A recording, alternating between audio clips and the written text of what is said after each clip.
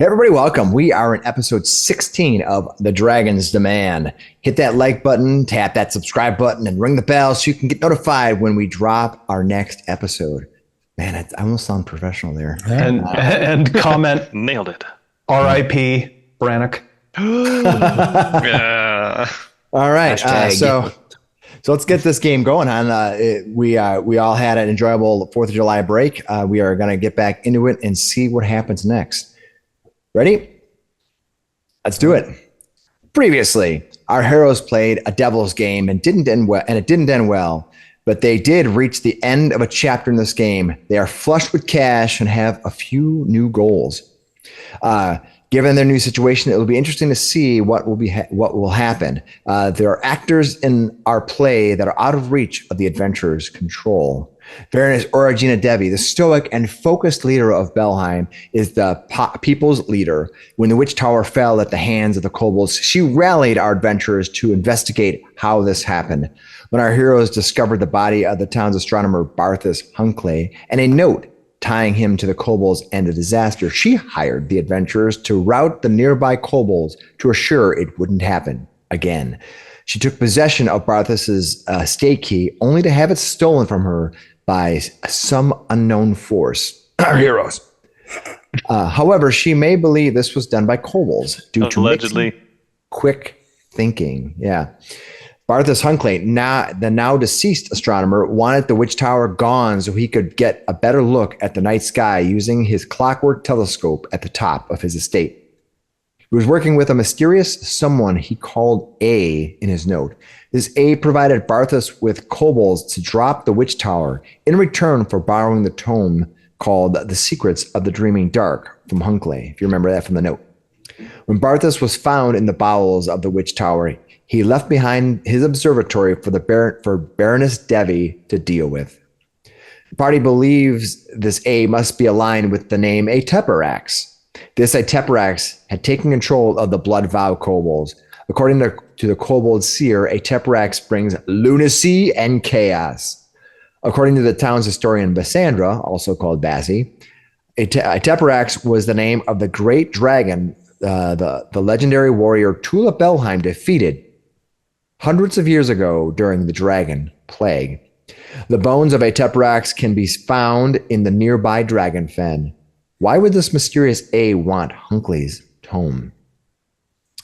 Bassie, a venerable gnome, the oldest citizen of Belhaim and proprietor of the underground illegal market, the Witch Bazaar, is an interesting figure in Belhaim. She is a close advisor to Baroness Devi, but with her vast history of the town and region, she has used her knowledge to her advantage. She has been manipulating Baroness Devi to keep the Witch Bazaar from being discovered. However, when Barthas Hunkley perished in the Witch Tower, he left behind a ledger that tied her to the Witch Bazaar, as well as revealing its location. She hired our heroes to steal back the key from Devi Manor and find the ledger within Hunkley's dangerous, trap-ridden observatory. And that's exactly what our heroes have done. But not all adventures go as planned. They stole the key back from Devi Manor and found the ledger in the vast warren beneath Hunkley Manor. But they have also paid a high price for their incursion.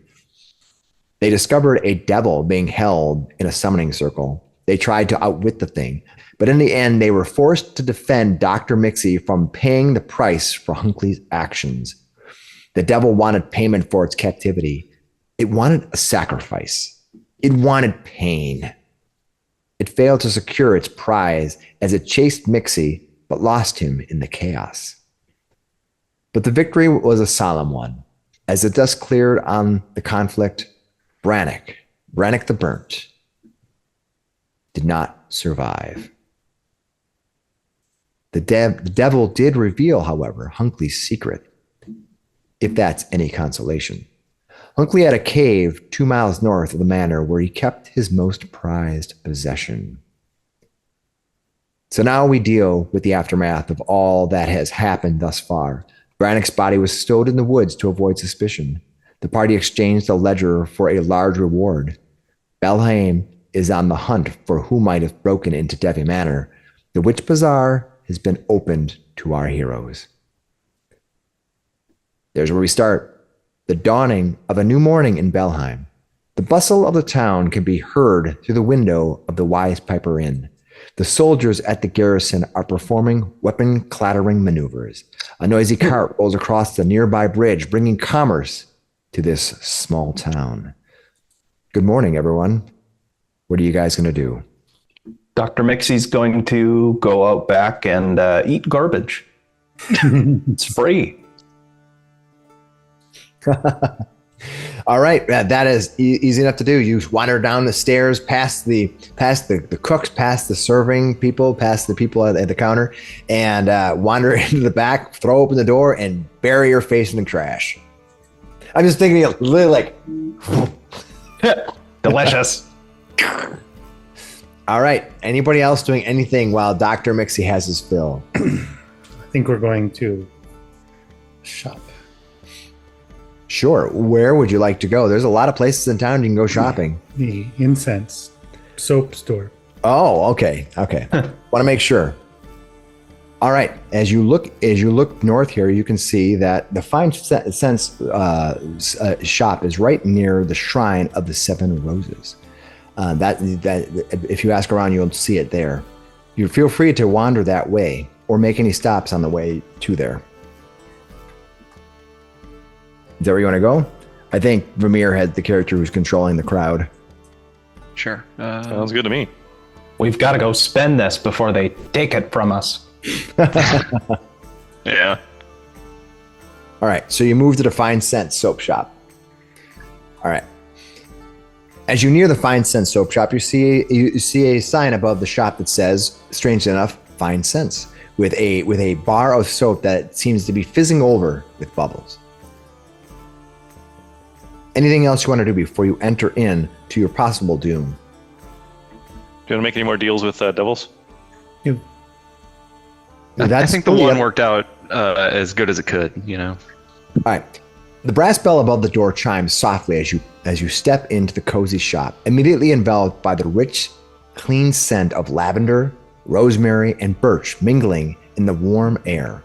Your eyes adjust to see wooden shelves lined with carefully molded bars of soap in creamy white and pale yellows, alongside of small clay pots of soft soaps and bundles of dried herbs hanging from the low ceiling beams.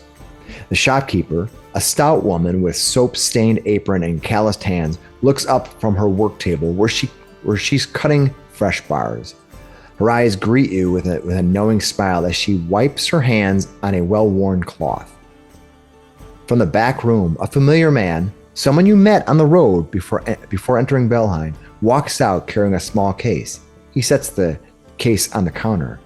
He looks up. Well now, I was wondering when I'd see you again. Been quite busy around town, I hear. The man looks up. You recognize him as Felix Dorfland, the man you had met weeks ago on the road. What would you like to do? We are here to buy some things and spend some platinum. The woman behind the counter grins widely. She says, "Welcome, patrons. Welcome to Fine Scent Soaps, where you always leave as clean as a knight's honor." Can I do a thing here? You are since free we're- to do a thing. since What we're just thing? meeting. Ooh. I'm gonna glad hand him here as we walk in, and I know Slick Willy said hello. I'll come up and I'll Push him out with of the my way. breezy persona and the hair flowing in the wind and stuff. He's gonna basically introduce himself in the party. Good to see you again. Good to see you again. I remember you from the road over there. This is Slick Willy, and I'm he'll introduce everybody else first, and goes through Dr. Miksi, Vamir. Is everybody coming? I think everybody's here. Yeah. I think everybody's here. Yeah. Zabari, and of course myself, Shadwick, at your service. We got a tip to come talk to you from Bassie. The woman smiles and introduces herself. She So says, I'm trying to make an impression. Basically, I can immediately attempt a diplomacy check to make an impression. "You have to do that after 1 minute conversation, but you will." Not with the glad hand. That's what I'm saying. Oh, you Just get to do boom. one hand. All right, go ahead and Yeah. make your diplomacy check. Go ahead. Let's see. I haven't done this before, but let's see. First impressions are your strong suit. When you meet someone, casual, social, immediately tempt. Oh, it says you take a -5 penalty to the check. If Dope. yeah, But I can that's try it right. again after a minute, so we'll see what happens. We'll see. All right, diplomacy. Let's go. Go for it. What do you got? Boom. Oh, -5, but it's still fail. a critical success. you fail. Oh. All right. Level 30 dragon. She smiles at you. She says, "Well, Shadwick, I'm Alexia. I'm Alexia Meduse. This is my shop. You come looking for some fine soaps. You look like a gentleman who would like to freshen up. We actually have a bathhouse in the back if you'd like to use it. It's just 3 silver." That might be a thing to try one of these days, but I think some of us might be interested in a little more of your uncommon wares. Oh, we have some of Miksi those. says, I'm looking for Tula's treasures. I'm not the soap type. She grins at you and she says, she kind of gives a little smirk and she says, If you know what I'm talking about. "I was expecting you. Those I figured you can might be rare indeed, quite rare and quite expensive. Do you bring coin to match your desires?" Freshly Dr. acquired. Miksi holds up his portion of the loot and grins. Yeah. You're just like, Yep. All right. She leads you into the back room, giving you a little curl of her finger. Are you going to follow? Anybody not Absolutely. following? I'm going. No, come in. This is great. I'm getting you all. You don't even get saving throws for this. All right. At first, it appears to be nothing more than an extension of the shop you just left, complete with soaps, jars of herbs, and a few burning candles. Alexia closes the door behind you all, sliding a bar across it. Roll for initiative. She looks back, giving you a calm smile, then adds, "Be warned, this can be a bit jarring." She takes out a box, a small box, and she holds it up and she says, "I just need you to swear secrecy. Oh, Place your hand within." absolutely. I will. All right. You place your hand in. She says, "Swear to never reveal this location or any of its patrons." I so swear. All right. Are you going against? Are you trying to deceive her? Nope. Okay. She waits for just a moment, just staring at you with a polite smile, and then she pulls the box away and grins. "Very well." She then reaches her hand deep into a hole in the side of the wall. She just kind of reaches her hand deep into a hole in the side of the wall. You see her thinking as she maneuvers her hand around, kind of like trying to figure out how something works. Do you need a hand? She laughs. Suddenly, you hear a churning of gears all around you. The floor slightly vibrating as each shelf begins folding in on itself. The contents of the shelf wrapping around about themselves as it spins around, folding in. The tabletops flip around, revealing a completely different market. A cage slides over the exit, and a small electrical charge runs across its metal. Ooh, that feels familiar. From the roof, 3 slits open. In the shadows beyond, you can see 3 men raising crossbows to a point in your general direction. She grins at you. "Now, friends, how may the Witch Bazaar help you?" Excellent. Well, I think these Well, guys great have setup. some shopping to do. All right. Oh, yeah. From here, you're able to buy any item that is level 7 or less, and it has to be common or uncommon. All right. And you can do that. And uncommon items here cost 25% more than the book. So you can add that up round around and just price accordingly.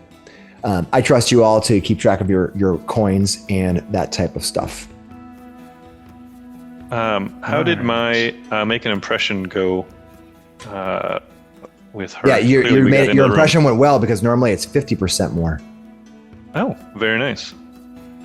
Yeah, your make an impression saved you a lot of money. Good So to know. if you want uncommon items, common items are right out of the book. Uncommon items are 125% versus 150% more. Okay, excellent. Ugh, good job, green roll. You spend your time here negotiating prices, talking with Alexia. You pick up various items and confirm. She goes into different rooms, a secondary back room, brings out things as you want, and you spend the morning talking about commerce. I'm gonna give you all a chance to purchase what you want, and then let me know what those are. We'll go around real quick. We'll take a quick break here. That you guys, I know you guys pre-selected some items. Go ahead and pick those out, and then we'll be back in just a second. All right, shopping's done. We got a chance to get some people shopping, and some people are just going to wait a little bit because they're not really sure what they want to get, and I think that is fair. You don't want to spend a bunch of money on stuff you're not going to use. So let's just do a quick. Let's just go. Mike, what kind of give us just a couple of things, or maybe something cool you picked up? I slapped a menacing rune on my +1 striking rapier. Nice. So gives me a little bonus to scaring people, which is nice. All right, and that'll be Some potions. since it's a +1. That'll be the only one that you can put on that weapon. Yep. Just so For you're now. aware. Cool. Yep. And you maybe until you get the +2. Nice. How about let's go to Dr. Miksi. Dr. Miksi, what'd you pick up? Okay, so Dr. Miksi has picked up the big magic item he got is a bracelet of dashing. I love that one. Nice. He's going to use, he's wearing the bracelet of dashing now. He gets a +1 to his acrobatics, and once per day he can get a +1 10-foot status bonus to his speed. Oh gosh, does that stack with the Quicksilver mutagen? Well, this would be they would probably both be item bonuses, so they probably won't. Item bonus to speed. Yeah. So does the Quicksilver mutagen consider to be an item bonus? That'd be a question. Status bonus and status bonus. Yeah, they're both status, so I can use one or the other. Correct. That's awesome. And then I believe you also are taking the hand wraps and converting them for your crossbow. Did you decide? Yeah, Dr. Miksi is, well, essentially he's just wrapped the hand wrap around his crossbow and will be using its potency and striking runes. Nice. And then for the rest of my money, I bought a potion of invisibility and a healing potion. Oh, that's good. And some extra bolts. Dr. Miksi is not going to get caught without a method of escape ever again. That's awesome. I love how history of characters changes your future. That's great. Zach, how about Vamir? What'd you end up going with? Yeah, so he picked up a Staff of Air, which gives him access to the cantrip Gale Blast, and then it has the first level spells Air Bubble and Gust of Wind in there. I also picked up a Mage Hat, and for anybody that knows, it's picture Ronnie from Elden Ring. It's cartoonishly wide-brimmed wizard hat. It gives me a item bonus of +1 to Arcana checks, and then Prestidigitation as a cantrip. I'm picturing you wearing a sombrero. I don't know why. Yeah, it's quite large. Like it's inconvenient. Yeah, but very stylish. Very stylish. And then I picked up some Belladonna and a Cheetah's Elixir. nice. Perfect, an umbrella for me. Yep. All right. Nate, Shadwick wasn't sure whether they were going to go quite yet. Did you pick up anything, or are you still waiting? Just a couple of potions, healing, and then the whatchamacallit. I keep forgetting what they call the non-potions. Alchemical Elixirs? elixirs for healing as well. Yeah, cool. Yeah. All right, and then Zabari, what did you end up splurging on today? I splurged on a minor sturdy shield. Ooh, there you go. Now you got some absorption power in that there metal. I do indeed. Sweet. All right. Well, you do all your shopping, turn over your coins. Alexia helps you do whatever you want, and then she thanks you all for coming. Reminds you to the secrecy. She reverts the shop. By the time you leave, it looks like a soap shop once again. You make your exit from Fine Sense. You spent how many hours here? You spent a good part of the day here. It's about 2:33 in the afternoon when you finally leave this place after spending a good part of the day shopping. What do you want to do now? As we're about to leave, Shad goes, should we have bought some soaps? Have we even bathed since we've been together? I don't know if we've ever I can said clean that. things just fine with my herbs. And we look at you covered in garbage. You got something in your teeth. Is it lettuce? No, it's an entire garbage can. All right. So it's in the afternoon. Is there anything you guys would like to do? Dr. Miksi has a grim business to attend to. He has to autopsy and not just autopsy, but fully dissect Brannick to get the final results of all of the experiments he was running inside his body. All right, you're going to head off into the woods. Is anybody else going with him? Do you ask for anybody to go with you, or do you tell us what you're doing? Oh, yeah, Dr. Miksi says, well, okay, I got some work left to do now that Brannick's done. I have to go wrap up all of my experiments. If you want to come with, you can help hold some of the organs, I guess. I've never held human organs. Oh, I guess, sorry, not human. Humanoid. Goblin humanoid organs? I've held both. They're kind of similar. Did you really sign all of the upgrades you put on inside of them? Only the ones I was particularly proud of. I need his hands. All right, I'll come with. I got to see that. All right. The two of you going by yourself? Anybody else going with? Or do you guys go. want to do something else in town? I'll go with. I can't afford to do anything else in town now. Yeah, you spent all your money on your shield. Hey, that shield's glowing. It's beautiful. Did you want anything decorated on the front of the shield? Perhaps at some point. Okay. Right now, it's just a sturdy shield. Cool. Mm-hmm. Anybody else doing anything other than going with Dr. Miksi or going back to the inn? Did we get any other party treasure figured out when we were going through the Unclay's mansion? No, I don't think. I think everyone was kind of taking stuff as you went along.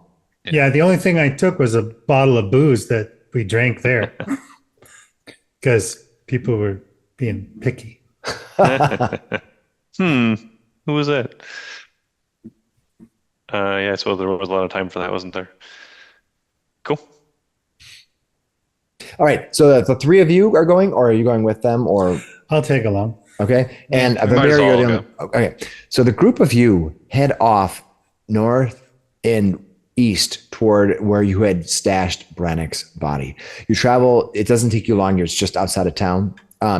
You wave to the guards as you pass through near the old quarry road, heading north past the location of Hunkley's Manor, moving straight north to where you know the body is to be found.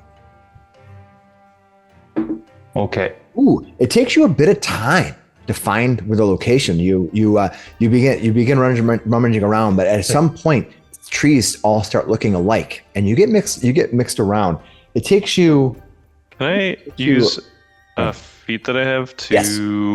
I'm double checking what it's called because it might not actually apply, but I have like a direction finding thing. Where I did believe that it go? can tell you which direction north is or direction. Find the path or something. That sounds right. So yeah, it might not be very helpful. Oh, know the way. That's the one. What does it say? Gotta scroll all the way back down. North. You can choose a So not location super- you were not at super within the helpful. last week. Oh, yes, I There you can. go. So yeah, last 24 hours even, which, oh, that's heightened. The last 24 hours. I think we're still within 24 hours, aren't we? I believe so. All Okay, right. so yeah, it can help us get there pretty quickly. You begin to feel lost. You begin to feel lost when suddenly Shadwick's like, all right, I'm tired of looking for this thing. He raises his hand and closes his eyes, concentrating. My ancestors tell me That way. it's this way. Perfect. It isn't The long wind until blows. it isn't long until you approach the site of his body. You approach. It's kind of underneath some ferns. There's some growth in there. You move it aside. As you first open it up, there you see you first see his hand resting there. But as you move the fern aside, you see the hand is no longer attached to a body. What? It's been ripped asunder. You see a trail of his body being dragged away. It's dragged. You follow the trail. I'm assuming you're following the trail. Yes. Something took my work. It looks like his arm was bitten off. His hand was bitten apart and maybe even chewed upon and spit out. Didn't taste very good. You move forward. It was burned. He was overcooked. Yeah. Crispy. You move forward another 600 yards total. As you're moving through, you see parts of the body being pulled apart and ripped in different directions. Dr. Mixi's just pointing around. Grab that. You see part of a thumb. You see a bit of an ear. You see where his clothes were, they're all there. None of the clothes have been eaten, but what clothes was left on him was ripped apart so that they can get in the insides. What's left of him has been chewed and ripped apart. I'm going to give you a recall knowledge on it. It looks like he was attacked by multiple carnivores that have ripped apart what meat was on him and his body. He's been scavenged. Damn dog things. That was my life's work. We gotta get him back. If you recall, there's some wolves around. That might be them. Well, there was one summoned wolf. I don't know what you're talking about. Yes. All the rest of them. Yeah. One man's life's work is another scavenger's buffet. I think, Doctor, they might be pretty chewed parts at this point. What if they broke them all into tiny bite-sized morsels and then chewed them up with their molars and then swallowed them? Is it still useful to you? No, not really. I needed to see the organs when they failed. I'm sorry. Needed to see. Yeah, Matt. Are there any organs left? I'll start digging through the torso. You find part of a liver. Oh! Little you actually find his lungs intact. Although one is they're about 50 feet apart from each other. Miksi grabs those lungs. Anik had good lungs. Yeah, he's Somehow, even after all the smoke inhalation, That which did not kill him. it was. I was working on these. Dr. Miksi sits down and takes out his dagger and just cuts open one of the lungs. You count the rings to see how old he is? Yeah. He goes, Well, Brannick was a very willing test subject. He knew all the things we needed to do, especially back in the war at the wound. There was only so much we could do to keep up with the fiends. I mean, you saw that devil back there. I guess it made sense that it eventually got him. It's not fair. We have to be able to close the gap. They have strength from the 9 hells. We just have living life essence, living tissue. But there's a creature. There's a creature up in the astral plane. They call it the Ouroboros. It is life everlasting, life outpouring, life unkillable. That's true immortality there. Not these zombies we fight. No. he's picking at the inside of these lungs, looking for any little bits of pink tissue. He's like pouring herbs on these. No. What we need is eternal life. Infinite regeneration. Then goblins, all of us will be able to live forever against anything, and then we can fight anything. Well, that's what the dream was, and I guess the devil's got him early. He's just a prototype. He's not the last one. I'll perfect it. Just you wait. All right, you spent some time trying to look through the parts of the body that you had left out in the middle of the woods. It's starting to get late. It's late afternoon. The long shadows are setting in. You can see that the path is easily clear back to town. From your vantage point, you could almost make out the very edge of the quarry in the distance to the east. To the north, there's the forest leads into rockier hills, and to the west, it's a field, a solid field of forest. When you look around, you begin kind of gathering the parts up. You look around, and you are suddenly stopped in your tracks. You look up, and you find, Dr. Miksi, you are not alone. Who's that? You stand up there only to see this strange, at first it looks like a flower or a flower petal of some sort, attached to a body of bramble. It's standing there. It has no weapons, no armor, no anything like that. It has two bright eyes that are you kind of both look up from where you're at the same time and meet each other's gaze. And it's a moment of frozen for both of you as you kind of just trying to decide if this creature is safe or not. And that creature seems to be doing the same to you. Dr. Miksi wants to check real quick to see if it's maybe like alive or magical. It's definitely alive. It's definitely alive. Whether it's living because of magic, you're not sure, because it doesn't look like it probably has organs. It looks like a plant, but a living plant. It's moving. It's probably not a construct. Weird. Hey, what are you doing? I just upgraded this crossbow, you know. You only see the roots of this creature dig in a little deeper as you address it. Well, you couldn't have eaten. Was that thing eating, Brannick? I don't know. Do we see any organs nearby it, or blood coming out of its face area? Just a big closed flower bulb on top of some brambles. It doesn't even look like it probably has a stomach, to be honest with you. Yeah, but plants don't have stomachs, do they? They just eat stuff anyways. But I don't see any bloody bits on it, so that's good, right? No, you don't see any bloody bits at all. And the thing doesn't even have any weapons or armor at all. It's just standing there. It just looked at you and kind of like they both looked up, and there was two creatures facing each other. The rest of you gathering around Dr. Miksi. Does it have like a face, like eyes in the mouth? Yes, there are eyes on it for sure. Are you alive? Look over Vamir. Did you summon something? I did not summon anything. Me neither. Well, Are you alive? Of course I'm alive. Oh, it speaks. Holy moly. What type of creature are you? You've never seen the Leshy before?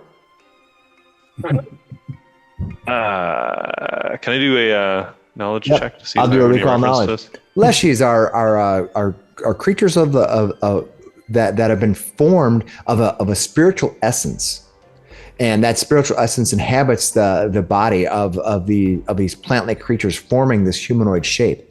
You're not really sure about their whereabouts of how the spirit encompasses this body, but Leshies are not grown. They're not children. They are grown. They are created or crafted as adults. So they don't have a stage where they're born out of a seedling or anything like that. You've heard of these creatures before. They're across Faerun. I'm sorry. We've heard of these creatures. They are across Galorian. I almost said Faerun. Too many different worlds. Yeah, I'll describe what I know about them. Just these. Wow, you're some sort of spirit that's been bound into this form. Yeah, that's really interesting. How do the elements treat you? You better not do anything fishy because I've got fire. He's just, you see these little tiny beady eyes squint. What are the group of you doing here, close to the hollow? The what? I'm looking for bits of Collecting organs. Bits of goblin. My goblin. Well, with Brannick's bits. You're the ones feeding the wildlife out here? Did you see where the wolves went? We Wolves want some of these come and organs back. I don't think you'll be able to retrieve those unless you're willing to do some particularly dirty digging. Oh, I know what you're talking about. No, I don't think Dr. Miksi. Dr. Miksi, you dig through the trash, but I've never seen you dig through the latrine. No. I'm going to have to ask again. Why are you so close to the hollow? It's my job to keep watch. Yeah, I needed somewhere to put my goblin comrade, and I needed to get through his body. I'm a doctor. He was my experiment, but I can't work on plants. I'm not a botanist. You might be able to. You never know. I'm a doctor, not a botanist. Do you got organs? I have many things. You have mitochondria? It's the powerhouse of the cell. Well, I'm going to try to make an impression on this little plant creature here, because we don't mean him any harm, and we just happened across his hollow, apparently. So, I'm trying to be friendly over here. Be diplomatic. Okay. I'll give you the old... Where'd that go? Diplomacy! Go! All right, you rolled an 18 for what it's worth. Yay! Okay. I'm being nice. No, I mean, we didn't mean to interrupt you, your space here at all. We were just following the blood trail, as you can see here. So you got a hollow? Maybe. Maybe I can help you find your remains. I may know somebody back in the hollow. You move? Well, He starts to scuttle around. He moves just as fast as any normal creature. Whoa. He comes kind of close up to you guys. He's pretty short. He's only like 3 feet tall. And he's kind of, I guess, eye level with Miksi, but... You have a you're not even a tall man, are you? I don't think I am a man. Very strange. He's made of... Dr. Miksi is gonna knock on, I guess, your body. What the heck is it made out of? Roots? What kind of Leshy are you? I'm a root Leshy. You are a root Leshy. Okay. Cool. Yeah, he's just a big mold. Made of much the same material as the rest of the forest around us. Looks around. That's very strange. Most creatures will just eat the stuff around it, but your mate, what the heck? Creatures that try to eat me don't tend to have a very good time. Same. Know what you mean on that one. He pats his weapons on his belt. Say though, you don't have any weapons. You just use your roots and your brambles there and stuff. He completely brushes past that question. Okay, well, if you want to come with me, I may be able to find somebody to help you find your friend. Yeah, if I can put together, I pull out a finger. If I can put together the rest of his hand, that'll really help me figure out my next generation of Juggernaut mutagen. I don't know half of the words you just spoke there, but follow me. He'll start scuttling off into the distance. All right, you see a small creature, as big as a goblin, no bigger, turn and start scurrying off through the woods as he bounces through the woods. He almost disappears as he kind of runs underneath them. Real quick, before we start following this guy, do a quick seek around the area where he was, see if there's any other ones. If you seek me, you can make a 15 DC intelligence. I mean, you'd be in the vicinity still. I guess you'd be in the cone. Yeah, but I'm looking for other creatures like you, like kind of hiding. See if anybody's hiding that looks like you. More of you. Give me that int roll and see what you get. Shadwick, you've got a +5. You can see you see the I'll roll it, Shadwick. You see you can barely see his top notch of his little leafy head through the trees. He's about 25, 30 feet ahead of you through the woods. You kind of catch him just moving. Sure, but do I see any other creatures that look Nope, like him? you see nothing more. And with that intelligence roll, you don't notice anything special about me yet. Nope. But I'll follow. You guys following too? Yeah. Oh yeah, it's the best lead I got. Exchange looks with Vamir and like, we're really doing this? I don't know. I mean, This is important. If I get this research done, I can make you immortal. I'm an elf. I'm already immortal. I don't Yes, think but when we cut you, you bleed. You don't stitch back up. I do I don't have think I want your kind of immortality. What, you'd rather be like the zombies down there? I think I'm fine with how my internal organs Hey, work. are you talking and walking? Come on. I'm just saying, there's a lot of improvements I could make if you just let me in there. So I'll start moving and I'll pass you all. Whoa. He's just walking. He doesn't know where, he's just running into the woods. He doesn't know where he's going. He's like, I'm going. All right. You're going to follow this strange creature that you just met. Perfect. Perfect first new character rule. All right. Yep. Hey, I seeked for more for if we were surrounded by them or not. Like, I'm being careful over here. What am I going to do? Ask the wolves where Brannick's bits went? He leads you north for maybe like another 50 feet, and he takes a quick, hard turn to the west. And begins bouncing his way through the west. He's going to go about, maybe 20 minutes to the west. Are you guys going to keep following him? He just seems to be bouncing. There's a small whistling tune coming out of his out of his flower. It sounds muffled, like it's coming from the inside. Weird. Yeah. Are you sure we're going to where the bits are? I mean, if there were wolves, wouldn't they have just brought them to like a den? No, I he's know bringing on us, Leshy. They may know. bringing us to his buddies. They went, yeah. What do you say? All Go right. ask Snapvine. Why do I feel like I'm on some kind of spirit quest? All right. Yeah, this is the first time I've seen an onion talking to me. You travel to the west until he suddenly decides to take a hard move north. As he does so, he enters in a small little clearing. It's not really much of a clearing. It's like a trail that leads into kind of like an opening in the woods between two rising hills. You seem to be part of between two rising hills. He seems to be running through this area. Is anybody not following him? No. All right. I will be avoiding notice though, because I can move just as fast as them just hiding. No problem.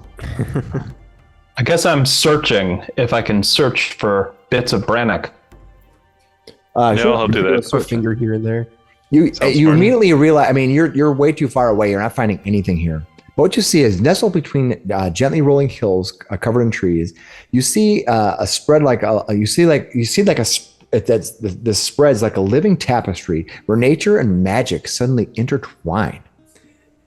You see that there's a bunch of mushroom-capped dwellings here, consisting of carefully tended groves surrounded by mushroom homes tucked beneath the trees. The mushroom caps are brilliant reds, purples, and golden browns. Winding paths of soft earth and fallen leaves connect these miniature sanctuaries, leading all residents toward the community's heart. At the center is a magnificent amber stone that hovers above a circle crafted of other stones. like a regular slick. It's almost like a carrying case, casting warm honey-colored lights that make the entire hollow shimmer like a dream. The air itself feels alive here, thick with the scent of rich loam and blooming wildflowers. I'll bring up a map. Don't fall asleep. Don't fall asleep. Whoa. Miksi almost instinctively takes a dagger to one of the mushroom homes and tries to cut a sliver. Dr. Miksi, as you begin cutting that, you see another creature that looks similar yet very different than the creature who led you in here, than this creature right here, comes pouring out of another of this little home that's right here. It kind of leads to a mushroom underneath. He comes flying out of there. You see him come racing out. He looks around, and he looks at the group of you. And the first thing he says is, he walks out and he says, Hey, what is going on here? Why are you taking weapons to our homes? Stop that. Alchemy? Medicine. Medicine? What? I'm a doctor. Clearly not. Dr. Miksi, just hold on a second. Just let that go. Sarrix, what are you doing bringing these fiends here? Sorry to interrupt. He'll try it again. Why not? We're trying to make an impression once again here. That was the diplomacy again, right? Yeah, give it a roll. We don't mean any harm. We're just on a search here. We're on a search. So 20. He says, you're from the human village, are you not? Yes. Kinda, sorta. We stay clear of Maybe. that place. Clearly. That's fair. It can be pretty rough for creatures. Sarrix, why did you bring these people here? You look at Muckroot is his name, and Sarrix, you know that Muckroot, he's kind of a gruff, wise, old, pragmatic kind of a. He's more like the healer of the village, and he kind of has this kind of twitches as he walks through the village, and he looks over he's looking at the rest of you, kind of crosses his hands, like, think of it like grumpy. Kind of. Muckroot, they don't mean too much harm. They're just looking for remains of a friend of theirs. I guess that some of the wolves got to them. I was wondering if Snapvine may have seen anything. Snapvine? I've not seen him a good part of the. He traveled. He was traveling. He saw movement in the old warren that is to the north. You know the area where all the twittering vines are? Would they be? You look over to the group. Do you think it'd be any further north, or I don't know what you were doing with that poor bloke. I had him buried because I needed to dissect him later, because I needed to autopsy him, because I need to see if his heart mutations were actually taking effect. I need to get at the valves. I need to get at the cartilage. Yeah, it's a whole thing. I'm on like a quest for immortality. It's a big endeavor. Just to throw a little bit more clarity on this, we don't think that the body parts would have moved on their own. It's all just pretty much the wolves that would have I mean, if they did, that would mean that a real shot in the dark actually worked. Fair enough. But if you know where the wolves might have gone is really the question. Well, if you're looking for Snapvine, he was investigating movement to the north. The vines that are to the north there are just they've been moving again after a long time of being inactive. That's what Muckroot says. When those vines get moving again. Wait, isn't that where to the north? Wasn't that where we heard that there was that old dragon carcass up there? No, you're thinking of the Dragon Fen, which is far to the east. To the north, you've heard north of Hunkley's Manor by 2 miles is the cave that you were looking for. Gotcha. Well, If we're in that area, let's go take a look. Is there a cave up here? Wait, did you say there's a cave with weird vines? Makru looks over at you and he says, well, after you took you're trying to cut our home, I don't know if I should even speak with you. And he looks over at Shadwick and he says, listen here. If you're looking for caves, there's caves that litter the hillsides to the north. They're all over the place. And we've seen your dogs. Not our dogs, but those dogs took some of his fingers. Well, the vines don't even attempt to do anything to the dogs. But they might do something to you. I would be careful. Are they magic? No. They seem to be tainted of some sort. But they're not magic at all. Just I would be careful. Do we have a description of the specific cave that he used? But you just know that it's 2 miles north of Hunklay's Manor. Do we think we've come about 2 miles that way? No, you actually went. You actually ended up going west quite a bit. So you're gonna have to probably backtrack and go north. Okay. Well, we can check out this thing. We're already here. Might as well. What do you want to check out? That's what Makru looks over at you. What do you want to check out? His little thing that looks up at you. So we need to find the snapfish? You mean Snapvine? Sure. I don't know. Sarrix, what do you need Snapvine for? If he is, I would go check out where the other vines are. That's the last we saw him, but he hasn't been back all day. I was just wondering. He usually scouting. He knows what's going on in the area. Maybe we could try. Maybe we could try Petal Bloom. She knows things without having to see them. That's weird. This is all very weird. Sometimes I get those feelings too. He looks up at you and he goes, "You guys are weird." All right, Guess that's fair. You know that Petal Bloom is to the north and to the north and to the east corner of Verdant Hollow. Follow me. He'll come up and he'll be like, "Hello, Petal Bloom." That's to the west. Oh, Wrong east. All right. As you around the bend, come running around the bend, you can see Petal Bloom, and she is standing before some of the bramble and at the edge of the forest there. She looks over as you approach, and she says, "Ooh, Sarrix, cool man, what's up?" hi! I found these meat men walking around in the woods. They want some answers. Groovy. Hey, meat man. She walks over. I look over at Slick and I'm like, it's the worst. Yeah. That's fair. I'm a meat goblin. I'm looking for more goblin meat. I was working on it, and it got taken away by dogs. Wolves. Ooh, total bummer, dude. big dogs. Total bummer. That's what she says to you. She wanders over to you and she says, "Ooh, your auras are all funky."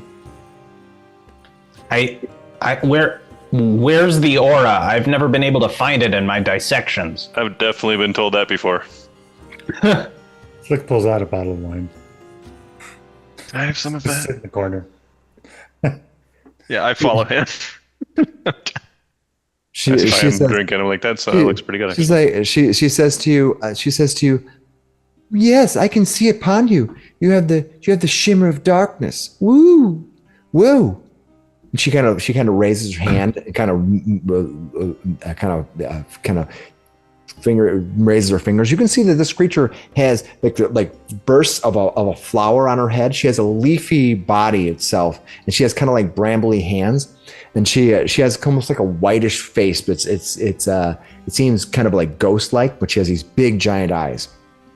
And she looks over as you at Shadwick, and she says, "Yeah, ooh, total bummer. You have like the scent of the Dominion. Ooh, don't like that. Yeah, it gets a little spicy weather-wise around me sometimes. Try to keep it to a dull roar. Yeah, So, yeah. can you sense where maybe these wolves went, or can you sense where his companion his parts might have gone? She picks up some. We got some fingers. Some of 'em. pebbles from the ground. She scoops them up in her hand.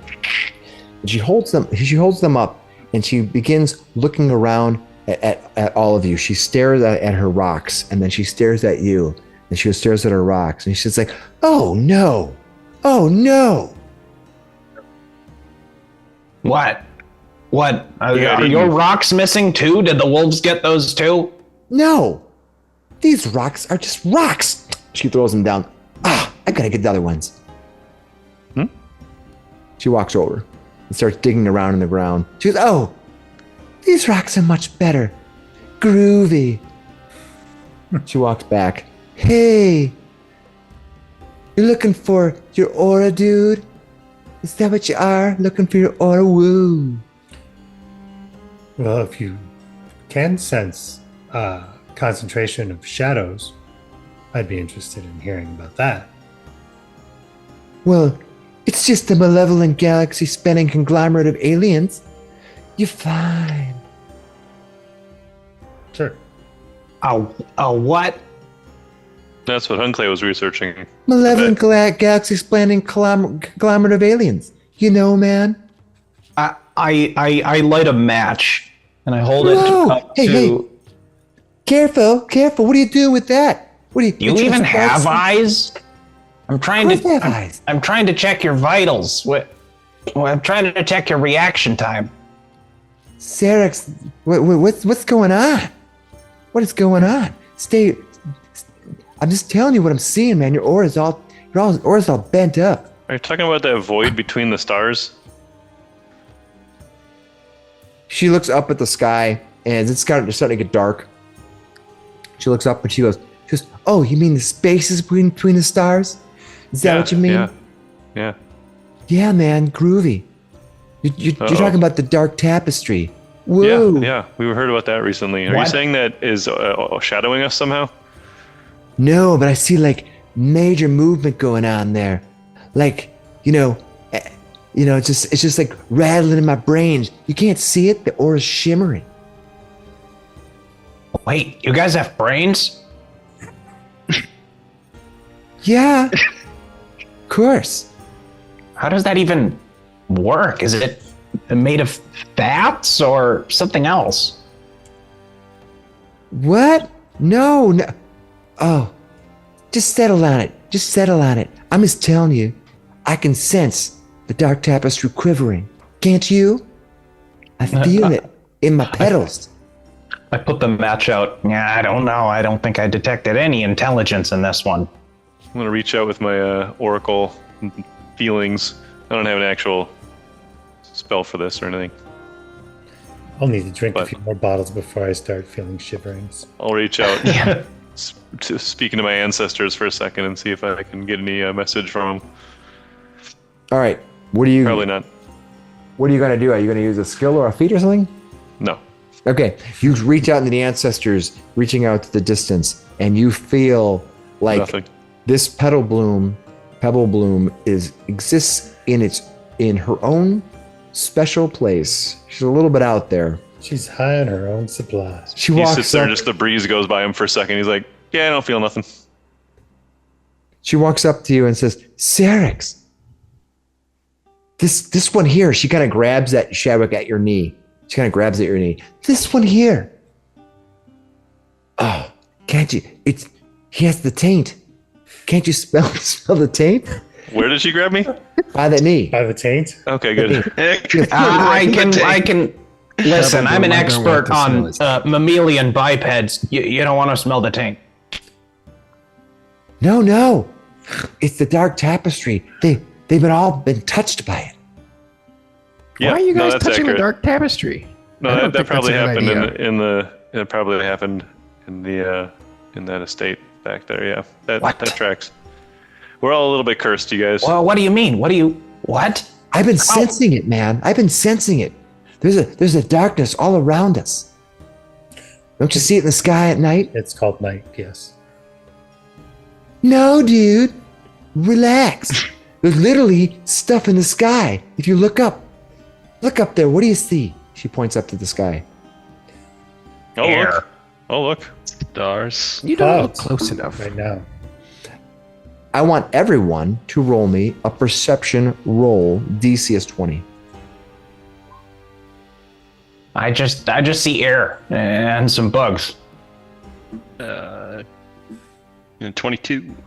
Oh, a lot of people are finding it. All right. As you look up into the blackness of night, you make out a creature, a bat-like creature flying in the distant sky.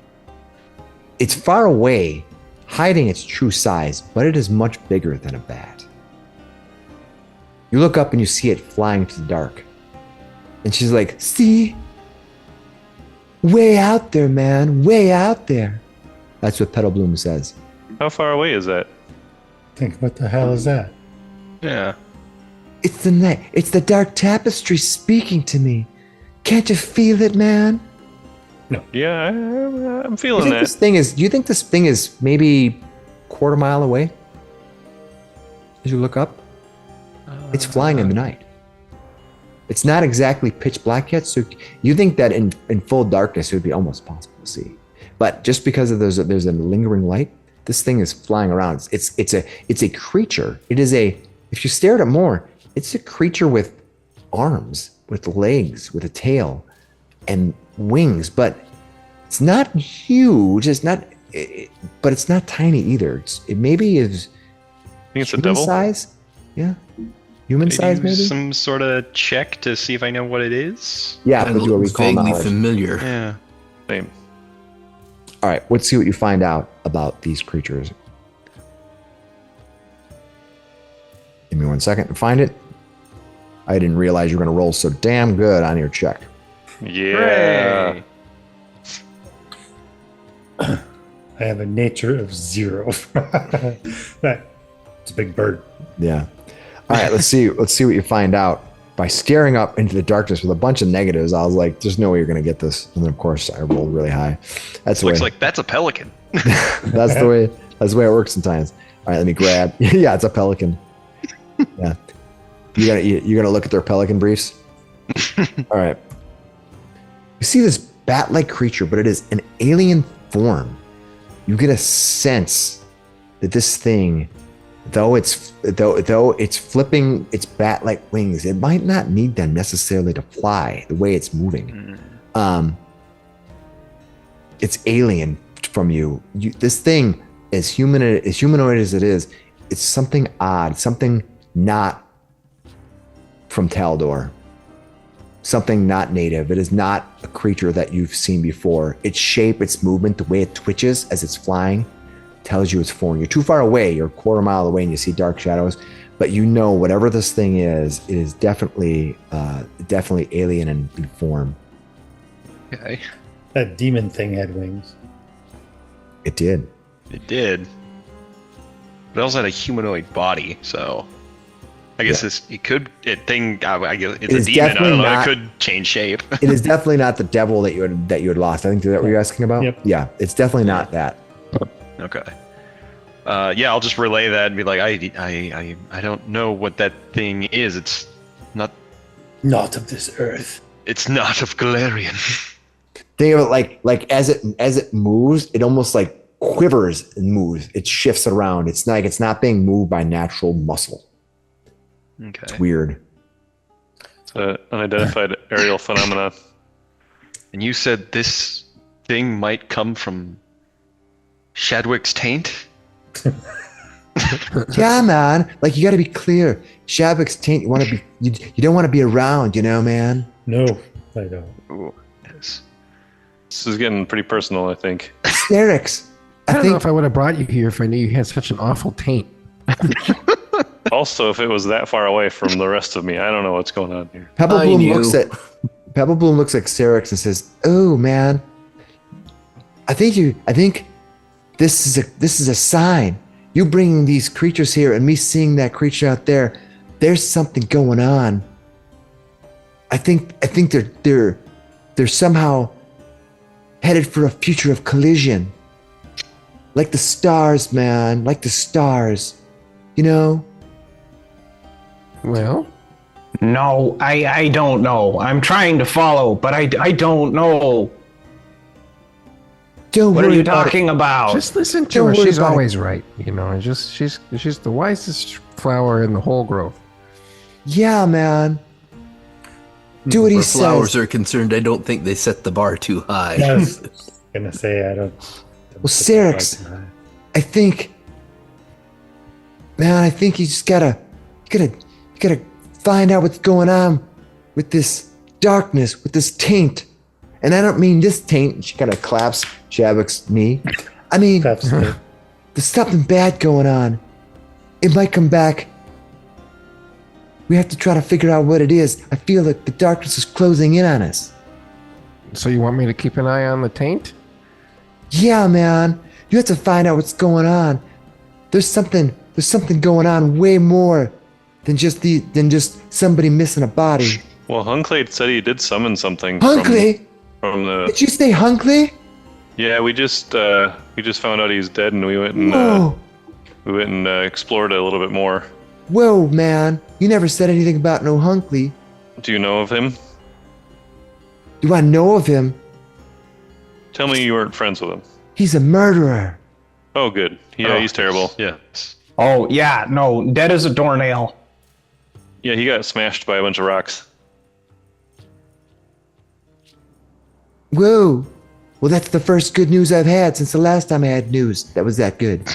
But he was trying to summon stuff from that. He points back up at the. You look at up and the thing's gone. It's gone beyond its, the dark thing that you saw in the sky is gone. That's almost worse.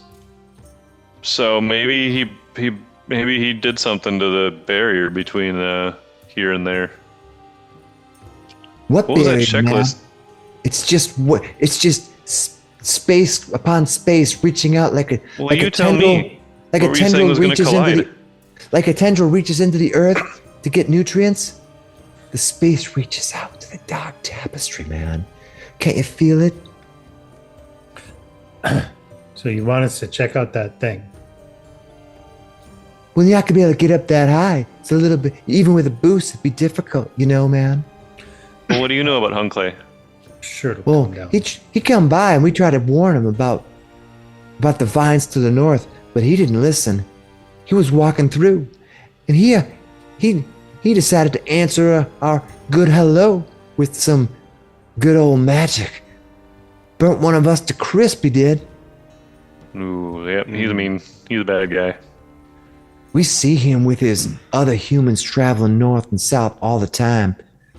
Now we know the rest of the human village, they're all right. They smell and they're weird. You know what I mean? So That's fair. maybe we should check out these vines.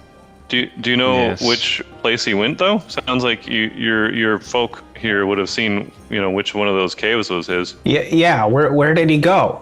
He traveled through the Vinelands. We don't go there because it's dangerous. So you don't know. the Well, map. aren't you vines? Can't you just talk to them? It's like, isn't it your land? Yeah. Are you a vinist? I mean, what do No, you I'm an mean? iron gut. I mean, just because we're all vines don't mean we're all the same. Yeah, that's pretty racist, buddy. Yeah. Why? First you try to cut our houses down, then you try to call us out on this stuff. Well, I don't know. She looks over at Shadwick and she says, you may have some taint, but I think you may have a worse judgment than friends. Whoa. Oh, he is such a good doctor. You got to see him in action. I think he could heal any I creature bet- or humanoid. I'm a doctor, not a botanist. Clearly. Do you all heal up with positive energies or void energies? Positive energy is how we flow here, dude. I just- figured we he just- can do that. He's good. we He's just- very good at that. I am as well.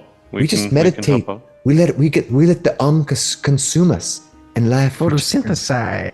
man. Yeah, synthesize, man. Sun it up, man. No, I really should have bought that flay leaf. How do you synthesize? Oh, I forgot you don't.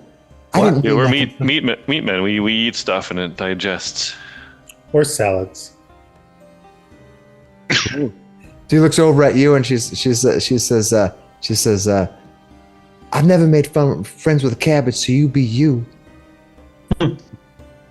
Oh, okay. Well, you want us to go help look at what's going on in the Vinelands? I think we would if you'd help point us in the direction of that cave. And where those wolves went. I still need those knuckles. I don't know where them knuckles are, beautiful. She looks over at you and smiles. You think she might be just saying it. Maybe she's not too truthful about calling you beautiful. I still have not determined if you have eyes or not. Don't worry. If you want to go to the Vinelands, Sarrix, why don't you show these fine, tainted creatures the Vinelands to the north? But be warned, those vine creatures are dangerous. Past the vine creatures, that's where Hunkley goes. They don't seem to mess with him. Well, I guess it would count as laying low. You guys don't talk to the guards down in the human town, do you? We ain't been to the human town for years. Okay, good. I mean, at least they won't find us out here if they're looking for us. No humans come around here. We got nothing for them. They don't even know most of us exist. I need to replenish my potion ingredients anyways. You be you, beautiful. She says, Sarrix, report back when you get some more information. But until then, you go find out what you need to find out. Will do. She walks back in. I'll keep an eye on this guy and his taint. All right. She walks back into her home, which is just beneath the trees. What are you guys going to do? You suddenly have this Sarrix fellow who decides that they're going to just decide to follow you. We're following him. Yeah, sounds like he might be able to help us get to this with the cave, which I believe we wanted to get to, which is useful. It's getting dark. What do you guys want to do? Hey. What's your name? Leafy guy. Yeah. Oh, I'm Sarrix. You can call me Sarrix. Oh, okay. Can you see in the dark? Not so great, but I can do this, and he starts to glow. 20-foot radius of bright, 20-foot dim. Hey, me too. What? He'll pop open his lantern. And then he'll stop glowing. Hey, me too. He'll close his lantern. That's pretty cool. That's very strange. How is sleep? that? Just stripes of bioluminescence kind of go all around the roots of his body when he does that. Do you sleep? I don't really sleep, but I like to catch some rays. That's a healing, a restful time for you? Yeah.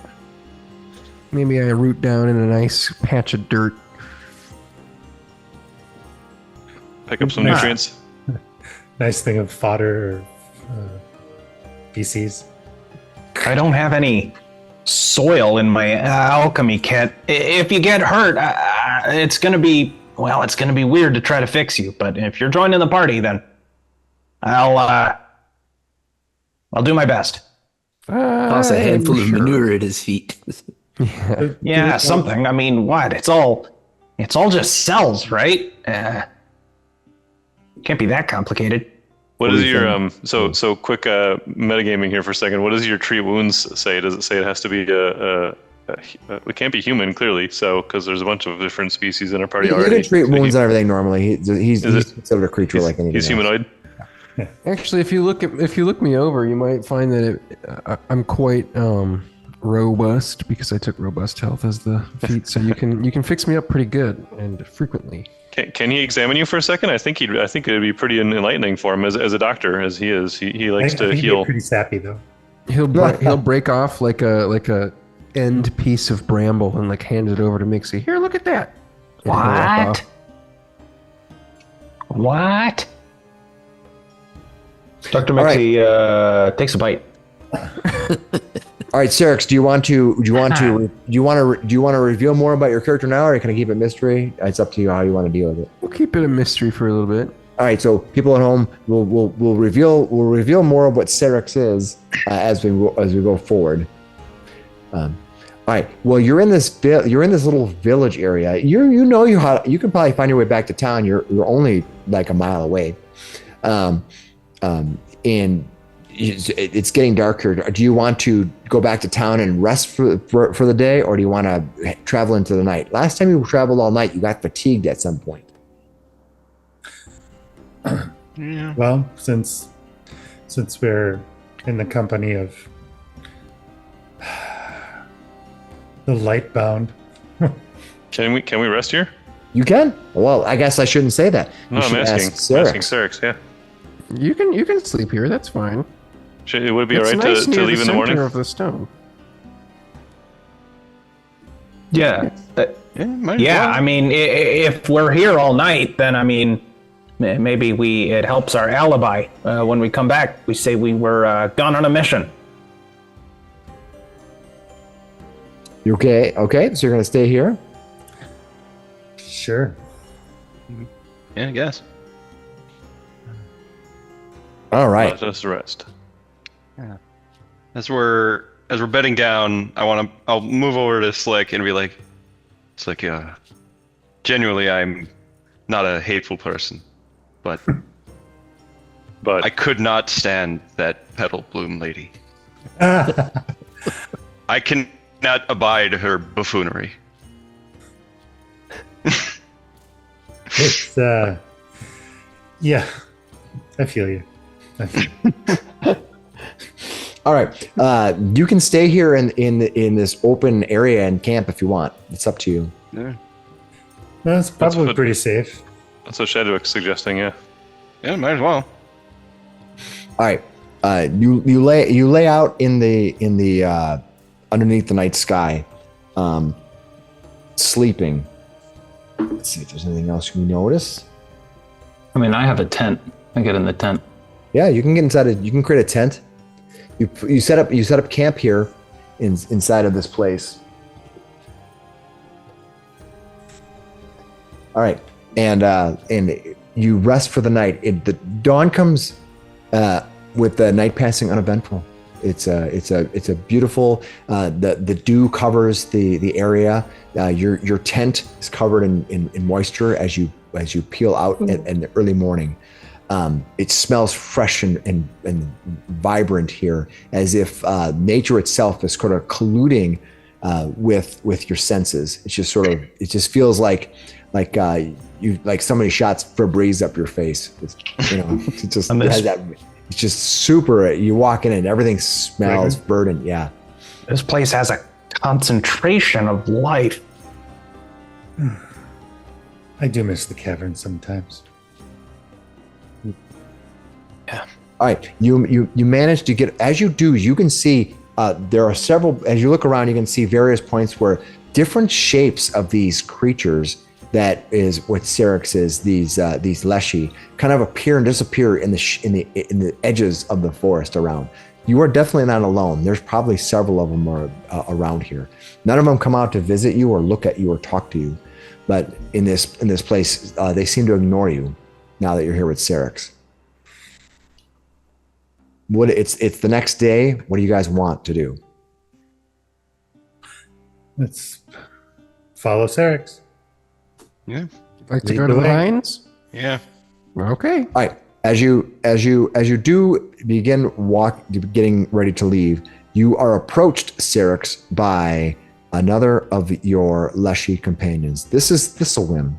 She's the keeper of tales. She's the village chronicler, and she wanders out to you, and she says, "Sarrix."